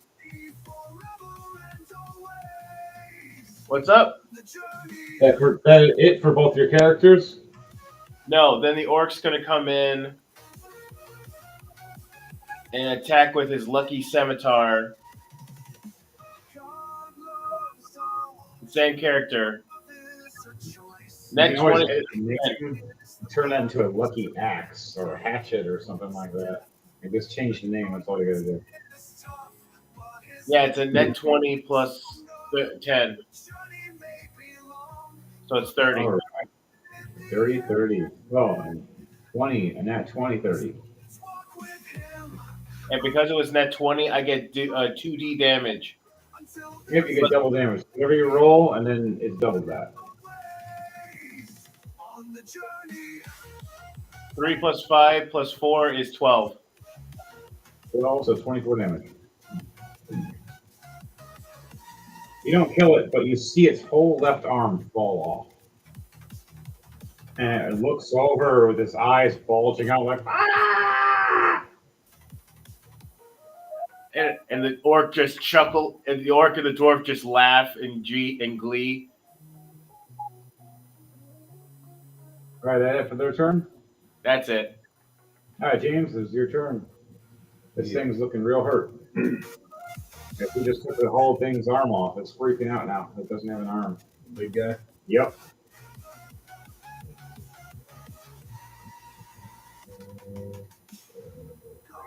Is this bird alive or dead? Next to me. That creature? Oh, the spider guy? Spider guy's dead. He got exploded by Devontae. Cool.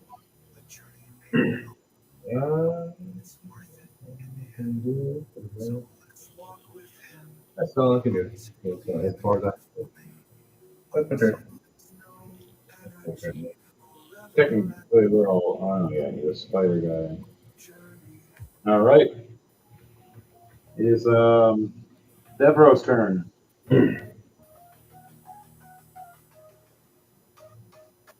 All right, what's DJ.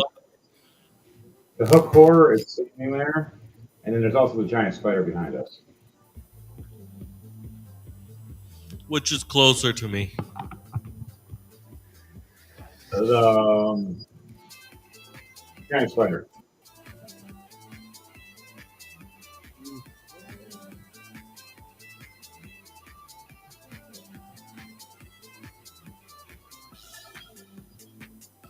So what are you going to do against this giant spider? Does a 25 hit? 25 does hit. How much damage do you need? And 11 points of piercing damage from a bow. All right.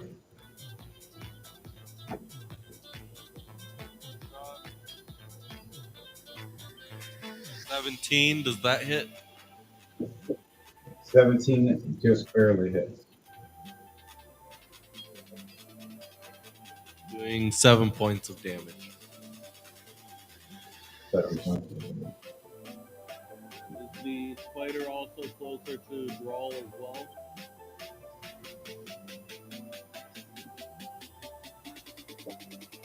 Okay. I need the spider to make a dex save. 8 plus 2 at 10. It is taking 9 points of acid damage from the breath weapon. All right, how do you want to do this to the spider? So, first off, Planetary Angel spots the spider and just pulls out the bow and attaches 2 arrows to the bow, firing them simultaneously, basically hitting it pretty much like right in between the mandibles. Wow. Damn. And then Drawl notices the arrows going off and sees what they hit, and he just opens his mouth and just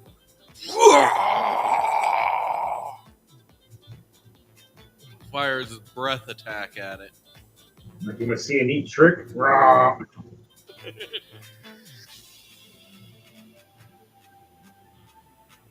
I take care of that. Okay, so you end your turn. Yep, that's all I can do. All right, Jordan, it's your turn. Giant hook horror is standing in front of you. What do you do?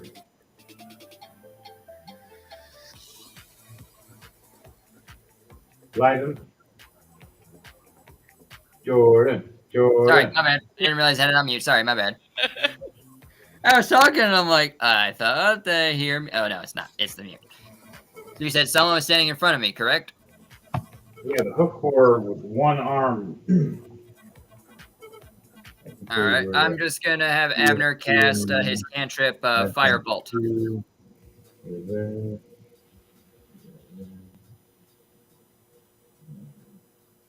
Abner, where are you at? There you are.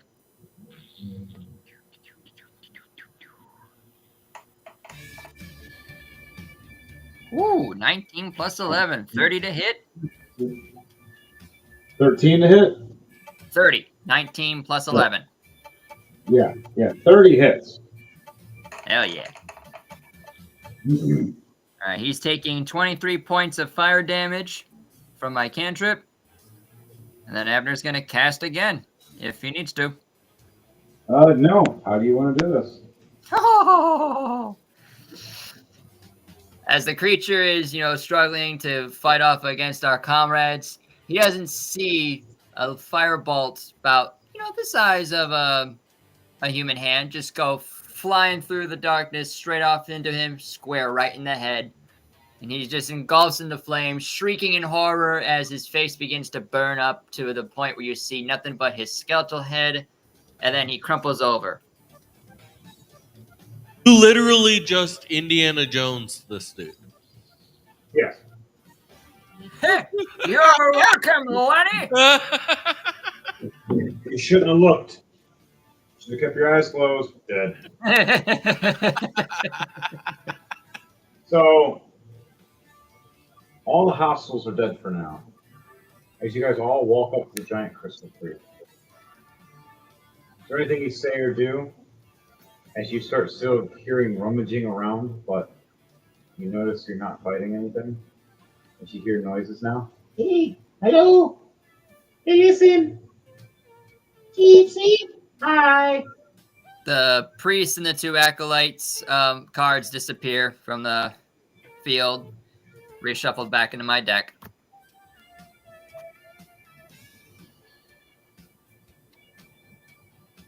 Hey man, at least you got some cool things to make it look like you're casting magic cool. Some guys just point with their finger and say a weird word. Abner, what are you talking about? I don't say Avada Kedavra shit. I just point and things die.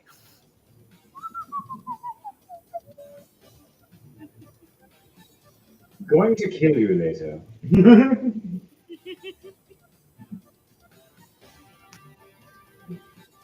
That's what they all say. They haven't gotten there yet.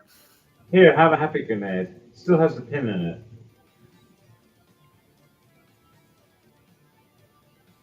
Alright, I just handed you a grenade. I don't know why. I just did. Oh, Ooh, what does this thing do? He pulls a pin. Oh, Oh no. god!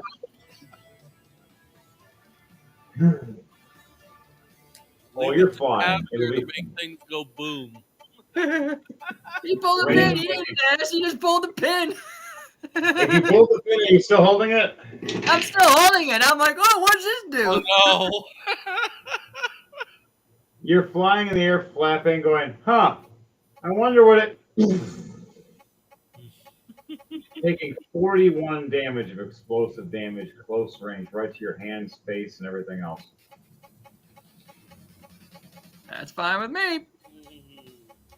As he looks 41, over, you like, said? 41 explosive damage. And then also fall damage from falling of 18 damage. All right. As So 59 damage in total.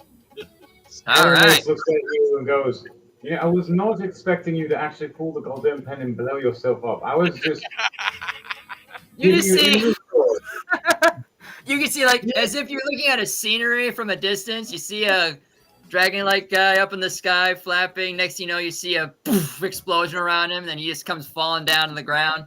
As soon as he lands, he is completely coated in black salt. Just everything's black. You see two big eyes, just like, holy shit, that just happened.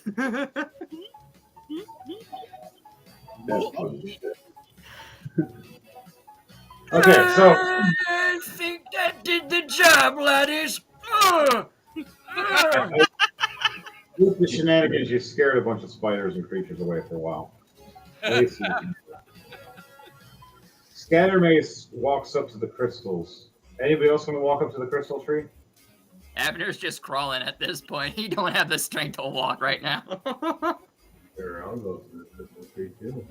Draw Right. walking up to it. Merrick will walk up to it as well.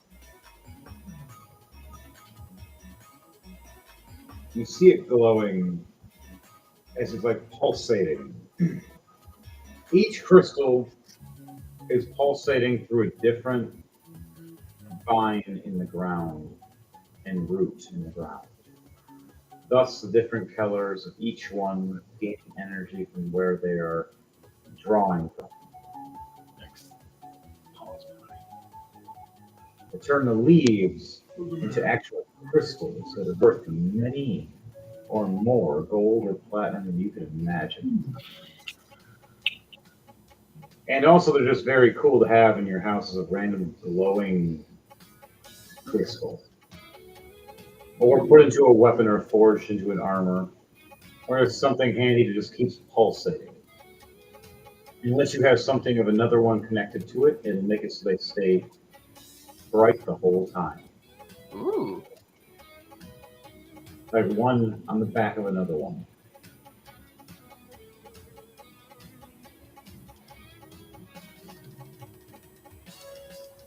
So, you guys want to pick a leaf each? Yeah, I'll take a leaf. Everybody want to reach for a leaf?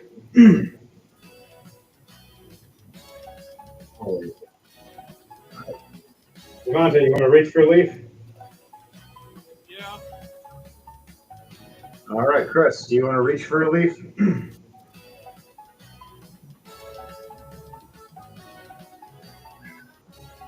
Dark Trooper, My turn? do you want to reach for a leaf? We're all standing in front of this crystal tree.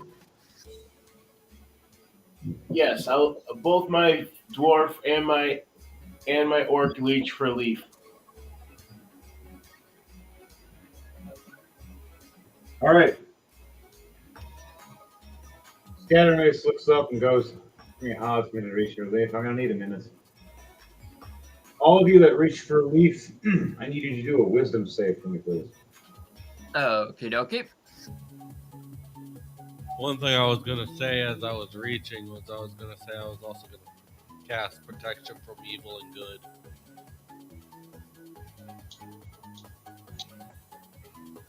Is that just for yourself? 9. Yeah, just on myself. Okay. I can only do one person. All right. Woo! Nat 20 plus 5, 25 for Merrick. And my Okay. dwarf got 13. All right. Your dwarf did good. Your orc is gonna see something and then get zapped. And then Abner. Those who won't get over a 12 are gonna get zapped by the crystal of a different element. As they Abner pull got a it off. 16 plus 2, so 18. You pull it off successfully. Now, what color does each person pull? So, wisdom save you said? Wisdom save. Yep. What were the colors again? Every color. Okay. I will pick. I'll pull a blue. Blue. Yep. I rolled a 19 plus 2 for draw.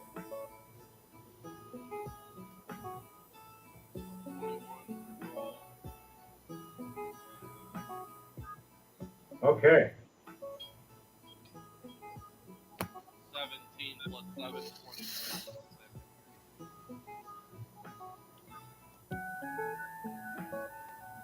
So, every one of you that does touch the leaf. James, do you find to touch a leaf now? You see it and doesn't tell anybody? No. Okay. Scattermace reaches to touch the leaf. As every one of you that touches the leaf sees a vision from the tree and how it grew.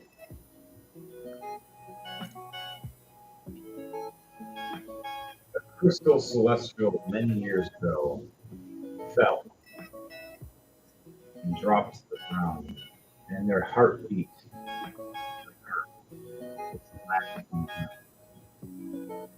And it became smooth. And it grew. Each root reached to a different part around the sun, grabbing a different element or source of power. creating magical crystals that give you elemental damage or elemental abilities or unique shielding per crystal. Mind you, don't be greedy, as it may retaliate if you take too many. One apiece is all it asks. There's only so many customers a day.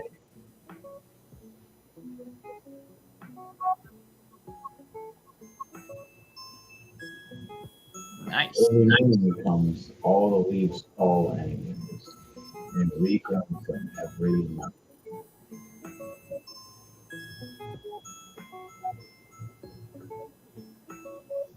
Anyway, one person just have in the backyard get rich every night.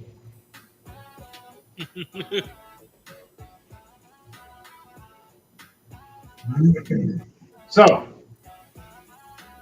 that's how your crystals. Now, do you want to go to your next destination? Absolutely. All right, everybody put those in your bags, these magical crystal leaves. Put a color, whatever you choose, and head off. And each color will represent a different magical entity or property of sort.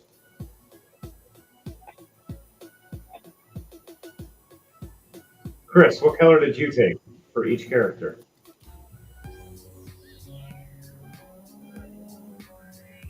And Conte, what color did you take?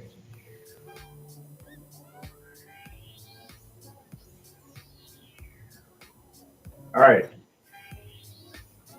So, Drawl took a white crystal leaf, and Planetary Angel took a yellow.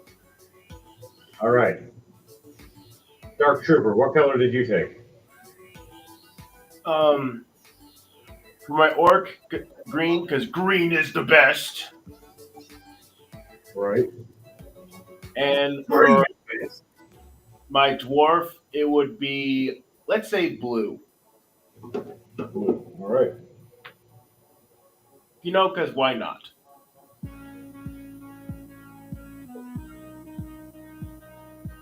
Okay. And Jordan, which characters for which colors for yours? Abner took a yellow, and Merrick took a blue. Okay.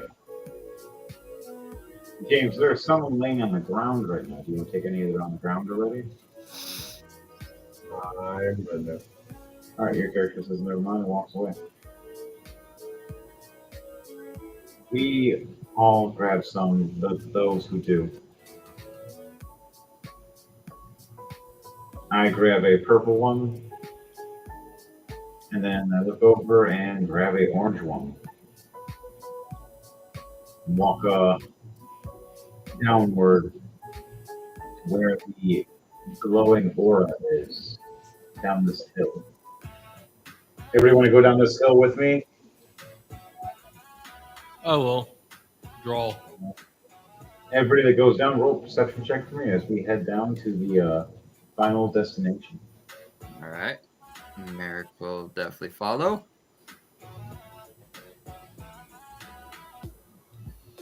Nat 20 plus 1, 21. One for you. What else did we get for perception checks? Dirty 20. 30, 20. Nice. Where is it at? Where is it at? He's only got a +1. All right. 16 plus 1, 17 for Merrick. And for Abner,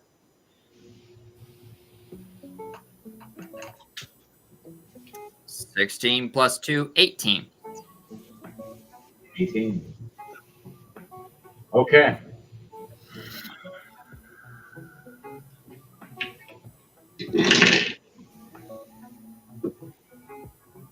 Scatter Mace doesn't see anything really, except the glow. He rolls a 2. Plus, it's not 8. No. So he's as far as we go for him. We finally get to the giant tree. Oh, that's really good. I love it. So you guys see with your perception this giant crystal glowing looking tree. It sprouts out with these giant, juicy-looking fruits that look like they're soft and squishy at the same time. They look like they're made of glass or crystal or something shiny. And it looks like there's constant water running down and through all of it and trickling back down and refurbishing.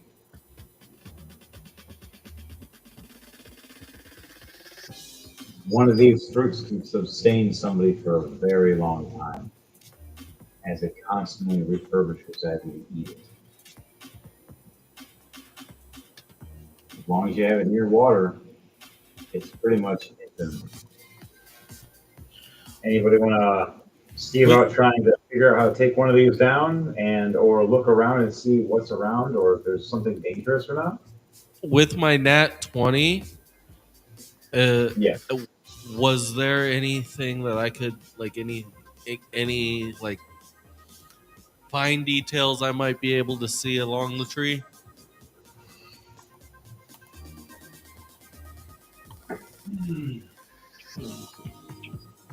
You look and you see this crystal glass looking stem. Looks like it's like flowing up as water is trickling through each pore of it back through these plants. And each one is a glowing, bright color.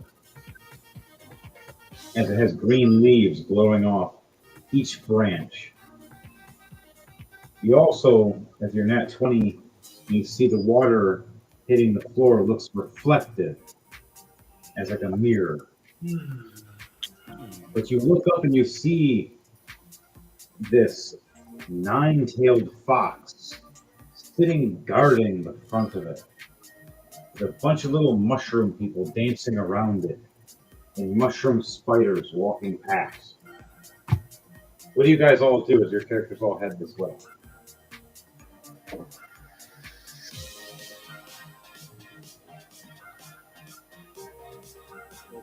Droll just says hello. Yeah.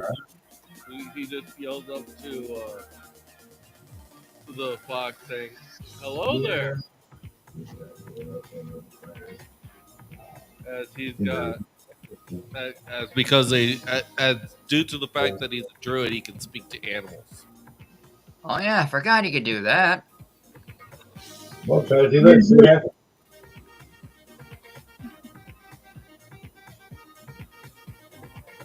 Yeah, Droll just yells up to the nine-tailed fox saying, "Hello."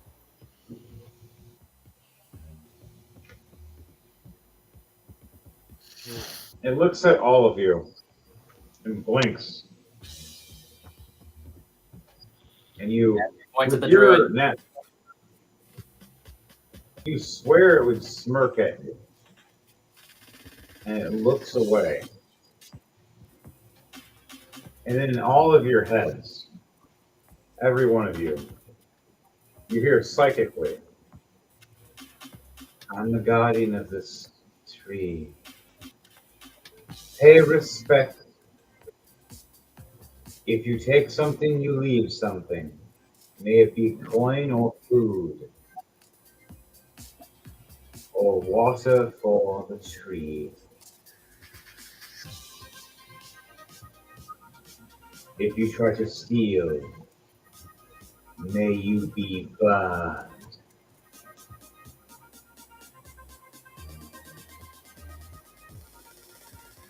What do you guys say or do to that when you all hear that in your head?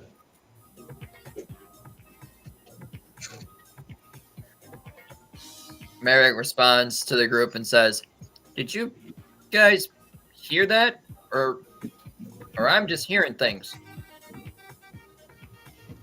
Abner's like, "Did they say something along the lines of, if you take something, you must give something back?" "Yeah, that's exactly what they said." "Yeah, you're not going crazy. Trust me, I thought I was there too, but I'm not."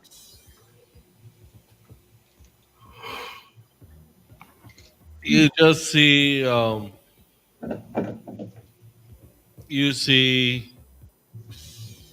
Droll drop one ration one thing of rations at the foot of the tree as he takes a water skin to scoop up some of that reflective water for experiments later. All right. You put that in your inventory. James, do you do anything with any of this magical tree or water, the fruit or nothing? As you see it staying in there? Just move around, be alert. All right. Nothing sneaks up on us. With the knowledge you've explained of it, though, you do know that one of these fruits lasts you forever, as long as you've had it near water. It can be an infinite giant fruit to eat, or fruit you can eat each day. If not, you can get the water, and the water has unique magical properties. Or you can dip your weapon in it and just see what happens then. Ooh. Now, go ahead. Would you like to try that, James? Your character, dip your staff in there for a second. Just dip it. He's like, I don't want to do anything special, motherfucker.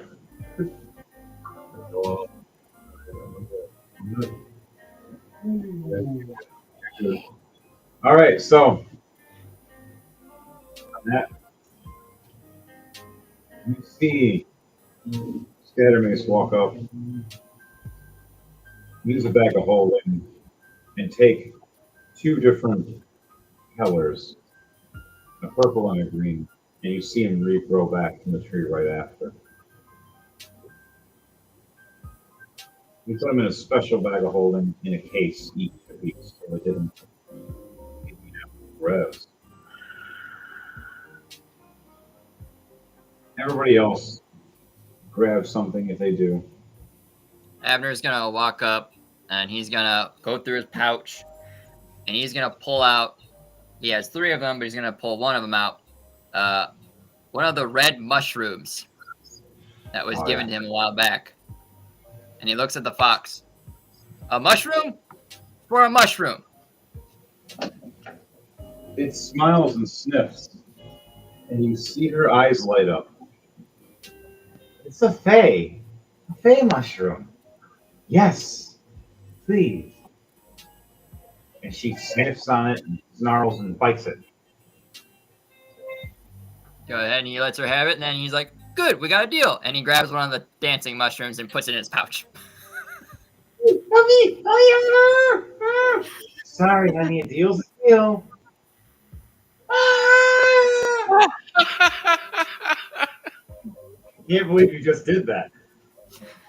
I'm chaotic good. What do you expect? Merrick's gonna walk up and he's going to go to the water. He's gonna pull out his deck of illusions and he's gonna place it into the water. All right. And then he's going to drop 10 platinum into the water and walk away. Now he's broke. Then he's gonna give platinum to the fox. Your disc glows. And now every third spell gains you a plus D6 damage. Ooh. All right. Anything you want to do, Chris, with your character? Let's see what I got.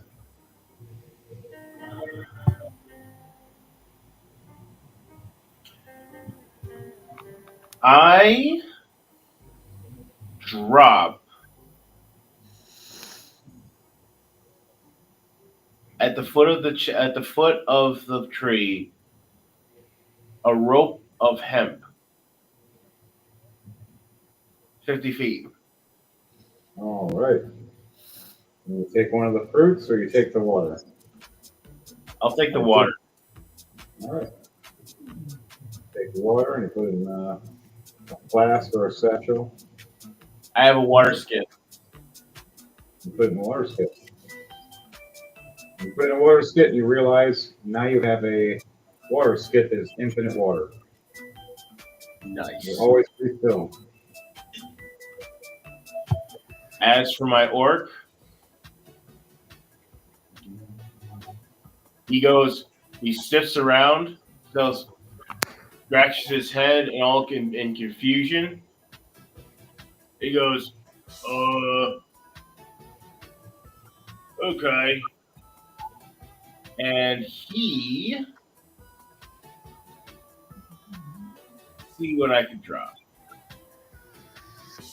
I drop one of my hand axes at the base of the tree. It falls into the water. And you see it float and come back to the orc's feet, glowing. As now it's like a boomerang hatchet. You throw it within 20 feet and you come back. Nice.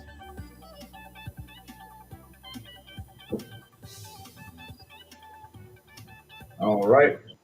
Scattermace just dips the end of his barrel of his gun into the water and pulls it out, and it starts glowing.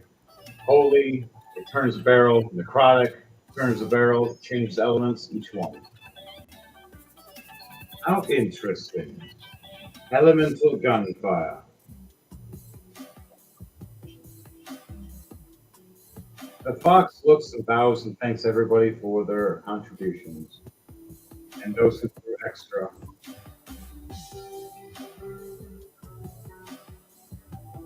The nine-tailed fox asks, does anybody need sanctuary from this place?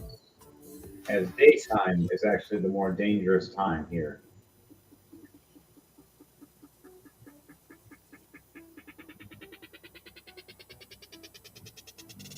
What do you guys say to that? I say we stay. Sure. Scattermace looks over going, I don't know where we need to go right now. Head out here. He looks over. He sees from a distance the captain and the other first mate walking up.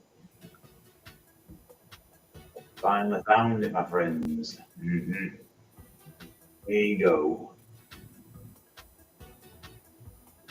As he opens up this treasure chest that has a door handle to it.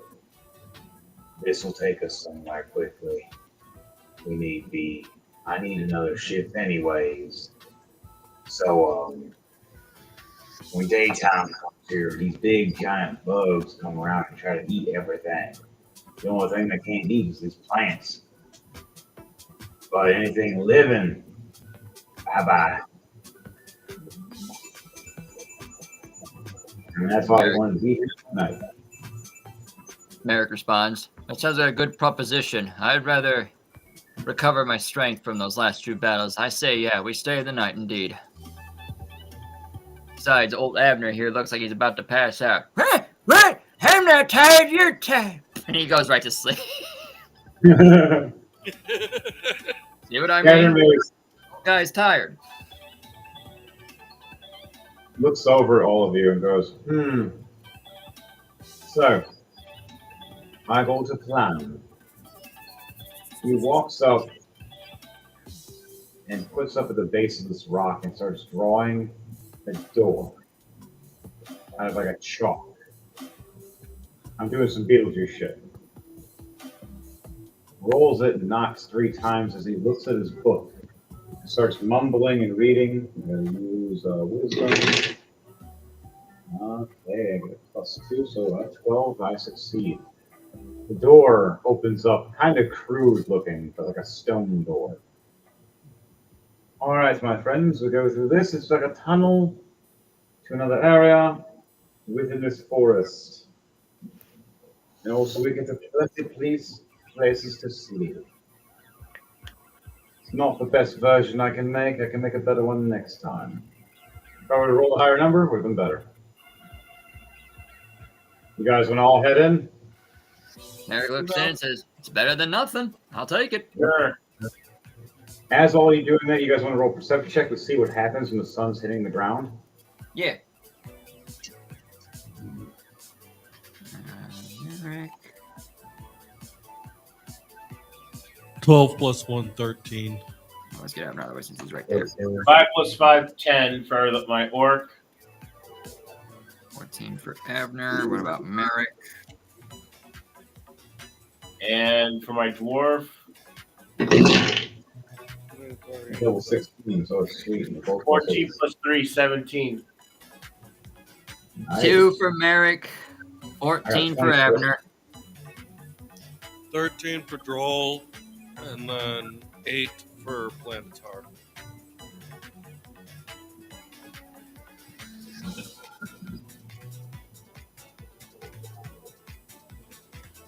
As you see the sun hitting the beach sand and hitting right up into the forest, you see the ground shaking and quivering as things are starting to burrow from the ground as giant insects, creatures and bugs of all types start rummaging through and eating anything they can see in sight that's not hidden yet.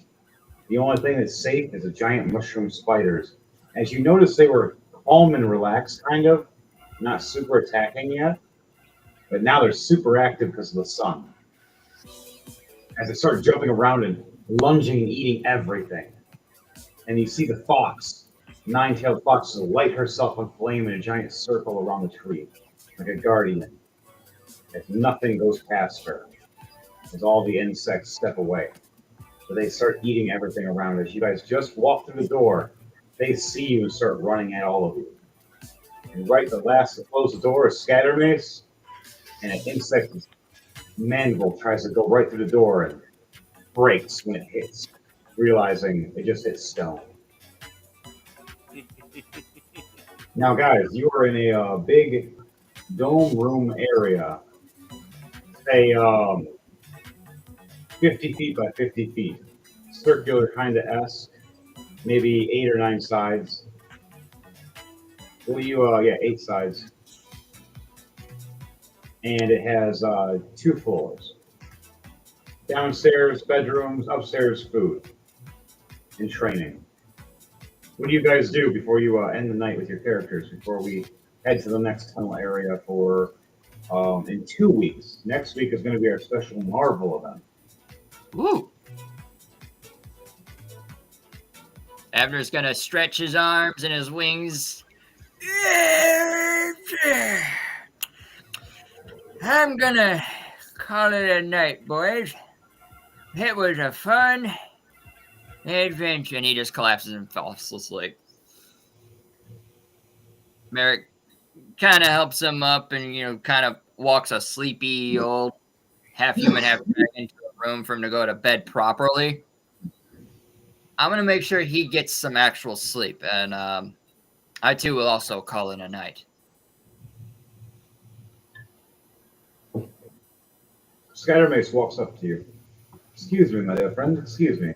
Holding a book in his hand. I'd love to learn more about your magical card game disc thingy of death. This is really fun.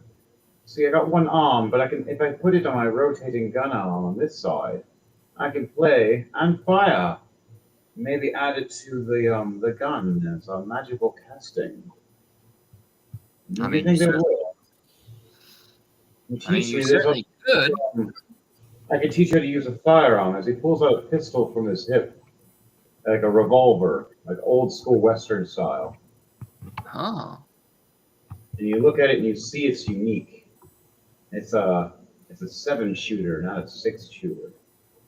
I've never seen a weapon like that before. And it's silver with a gold outline. And the handle is like a rustic wood with a symbol on it. Like a brand? Yes.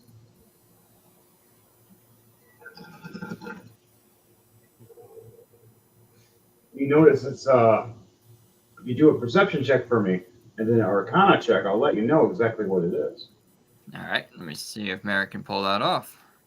what is this symbol? It is on this unique 7-barrel revolver that is silver with a gold outrim. I'm gonna roll with Arcana. It's a 17 plus 6, 23. 23. You notice that they're runes, like a magical pistol. Ooh. And you notice that the rounds are elongated, so they're like this long Holy shit. per round. 7 long rounds that fill with magic as they fire. That's a Think big of gold. the anime Outlaw Star, like a mini caster gun. It's not a full caster, but it's a mini caster gun. Damn. He looks at you going, you can cast your magic through these as well, just like your cards. Mind Alright. you, you get 7 shots per day. It reloads itself, but 7 a day. Fair. It's kind of like the same with my cards. Some of the cards are they're just illusions. You know, it takes Well, this kind of like a doesn't wisdom. really have to an be able to illusion. see It's just real. more of a. He looks at it. He's like, "Here's 1 round. It's an illusion for you, kind of like fireworks. If you're going to use it to surprise people, but it will burn shit. Just to let you know."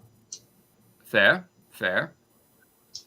I take you want me to take that journal of yours and write down the instructions on how to use such a mechanism that I have? Yes, I want to incorporate it into my. As he looks at his hand rotating with the gun in it, like kind of like a little mini gun in his hand.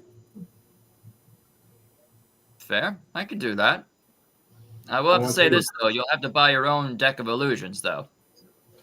That's fine with me. I have the coin. As he hands you 3 platinum, and smiles. Deal. I'll put this old man to bed, and I'll proceed to write down in this journal of yours of how to play this game and how the mechanics work on this. Oh, Avner, by the way, that pink stone Yeah. I threw you earlier, the old man, don't forget that you have it, and if you tap it 3 times, you'll teleport to me. Don't do it on accident. I really don't want to be in the loo while you're teleporting. Promises, promises. You fireball with son of a bitch. I'm going to pay you to burn everything down, and then I'm going to kick you in the nuts. Anyways, he walks away. Joke's on you, laddie. Armor-plated balls. You've hung out with Mayhem way too much. You have no idea. And then he just falls right back to sleep. All right, Gordon, your character do that. Dark Trooper, what do you do with your 2 characters in here? And then next we'll go James and then Devontae, and then me at last.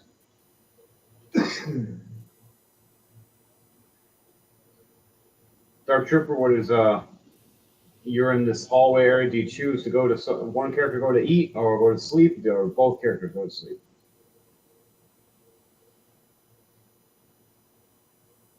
I'll take that as he went to sleep. So, all right, James,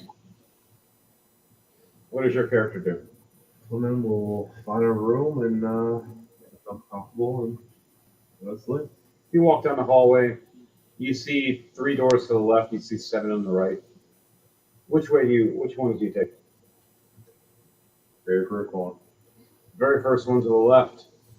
One of the big master suites. You open it up, close the door, and it shows your symbol on that door and locks. It's just for you now. You walk in that room, and it becomes your imagination what you would assume as a room, unless you want me to say something. Oh, I consider this a room already. Now I'm just gonna go right to bed. You go right to the bed, even at the fireplace, just lit up. You lay down and just rest and sleep, knowing that no one's going to be able to get in there. It's all magical and locked up. Okay. Devontae, Yes. it is now, what is your character doing for the end? Drawl's just going to sleep. All right, your character runs off and just heads to the bedrooms as well and sleeps. Do you want to go to the left or the right rooms? Going all the way down to the end of the hall on the right. All right, the very right one. You take one of the corridors to the actual dragon air rooms, perfect for a dragonborn. Probably the best sleep your character ever had in a long time. All right, Chris, you still there? Or are you out?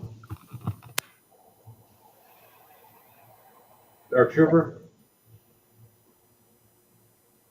Okay, he's out. Okay, all right. Scattermace goes and eats, gets everything ready, cleans up, pats the book, and smiles, and then reports to a mirror explaining to Mayhem and Luna, job is done, certain people are taken out. After that, he states certain people survived, such as Leah's character as a friendly. She is resting in one of the other rooms. And same thing with Donnie's character. After that, he goes and rests in one of the next suites in the left side, the second one. He would have took the third one, the third one's already taken. And on that note, they all rest and sleep. Your characters take a full long rest for your characters, so you guys can heal. Get your spells back. In 2 weeks, we'll come back and we will have something special, and it'll be only for level 9s. And only one person will maybe get bring on a level 20, but it'll only be for a short special guest pop up. This was just going to be a double adventure because of the giant ship thing. The rest will go back to a classic style of one apiece. All right, guys, girls, and squirrels. Next week is our special Marvel extravaganza. For anybody that joins in, they play a certain Marvel characters.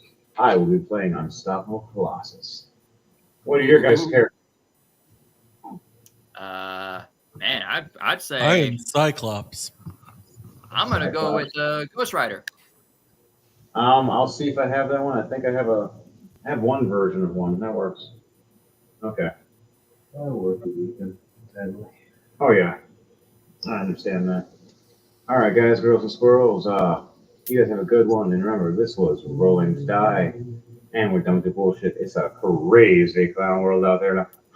To you all, good night, and hit it.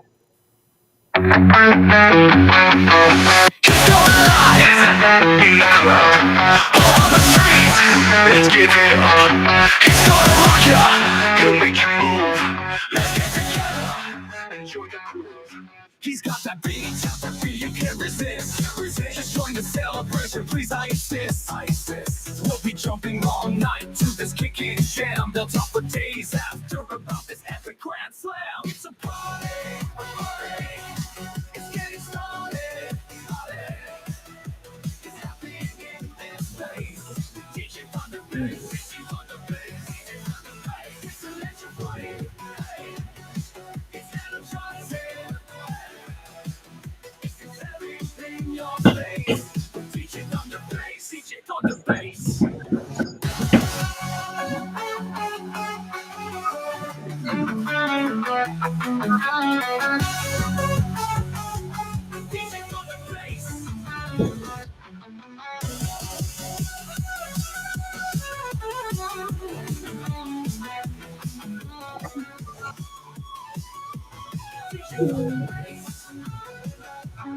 He's going live in the club, on the streets.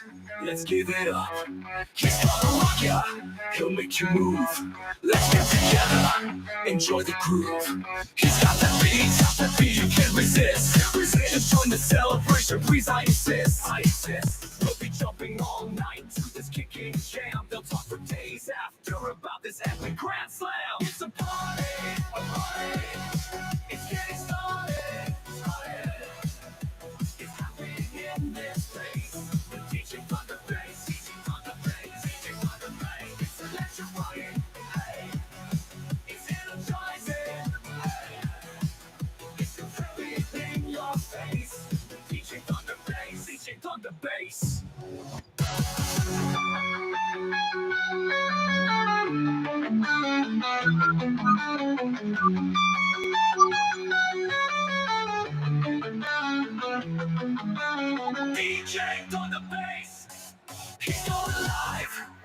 the club, on the streets, let's give it up. He's gonna rock ya, he'll make you move. Let's get together, enjoy the groove. He's got that beat, you can't resist. Just join the celebration, please, I insist. We'll be jumping all night to this kicking jam. They'll talk for days after about this epic grand slam. It's a party, it's getting started, it's happening in this place. DJ Thunder Bass, it's electrifying, it's energizing, it's really in your face. DJ Thunder Bass.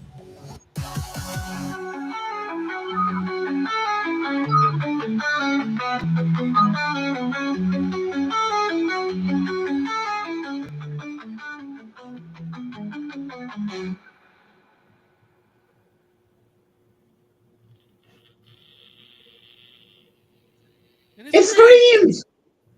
Fireball. Fireball!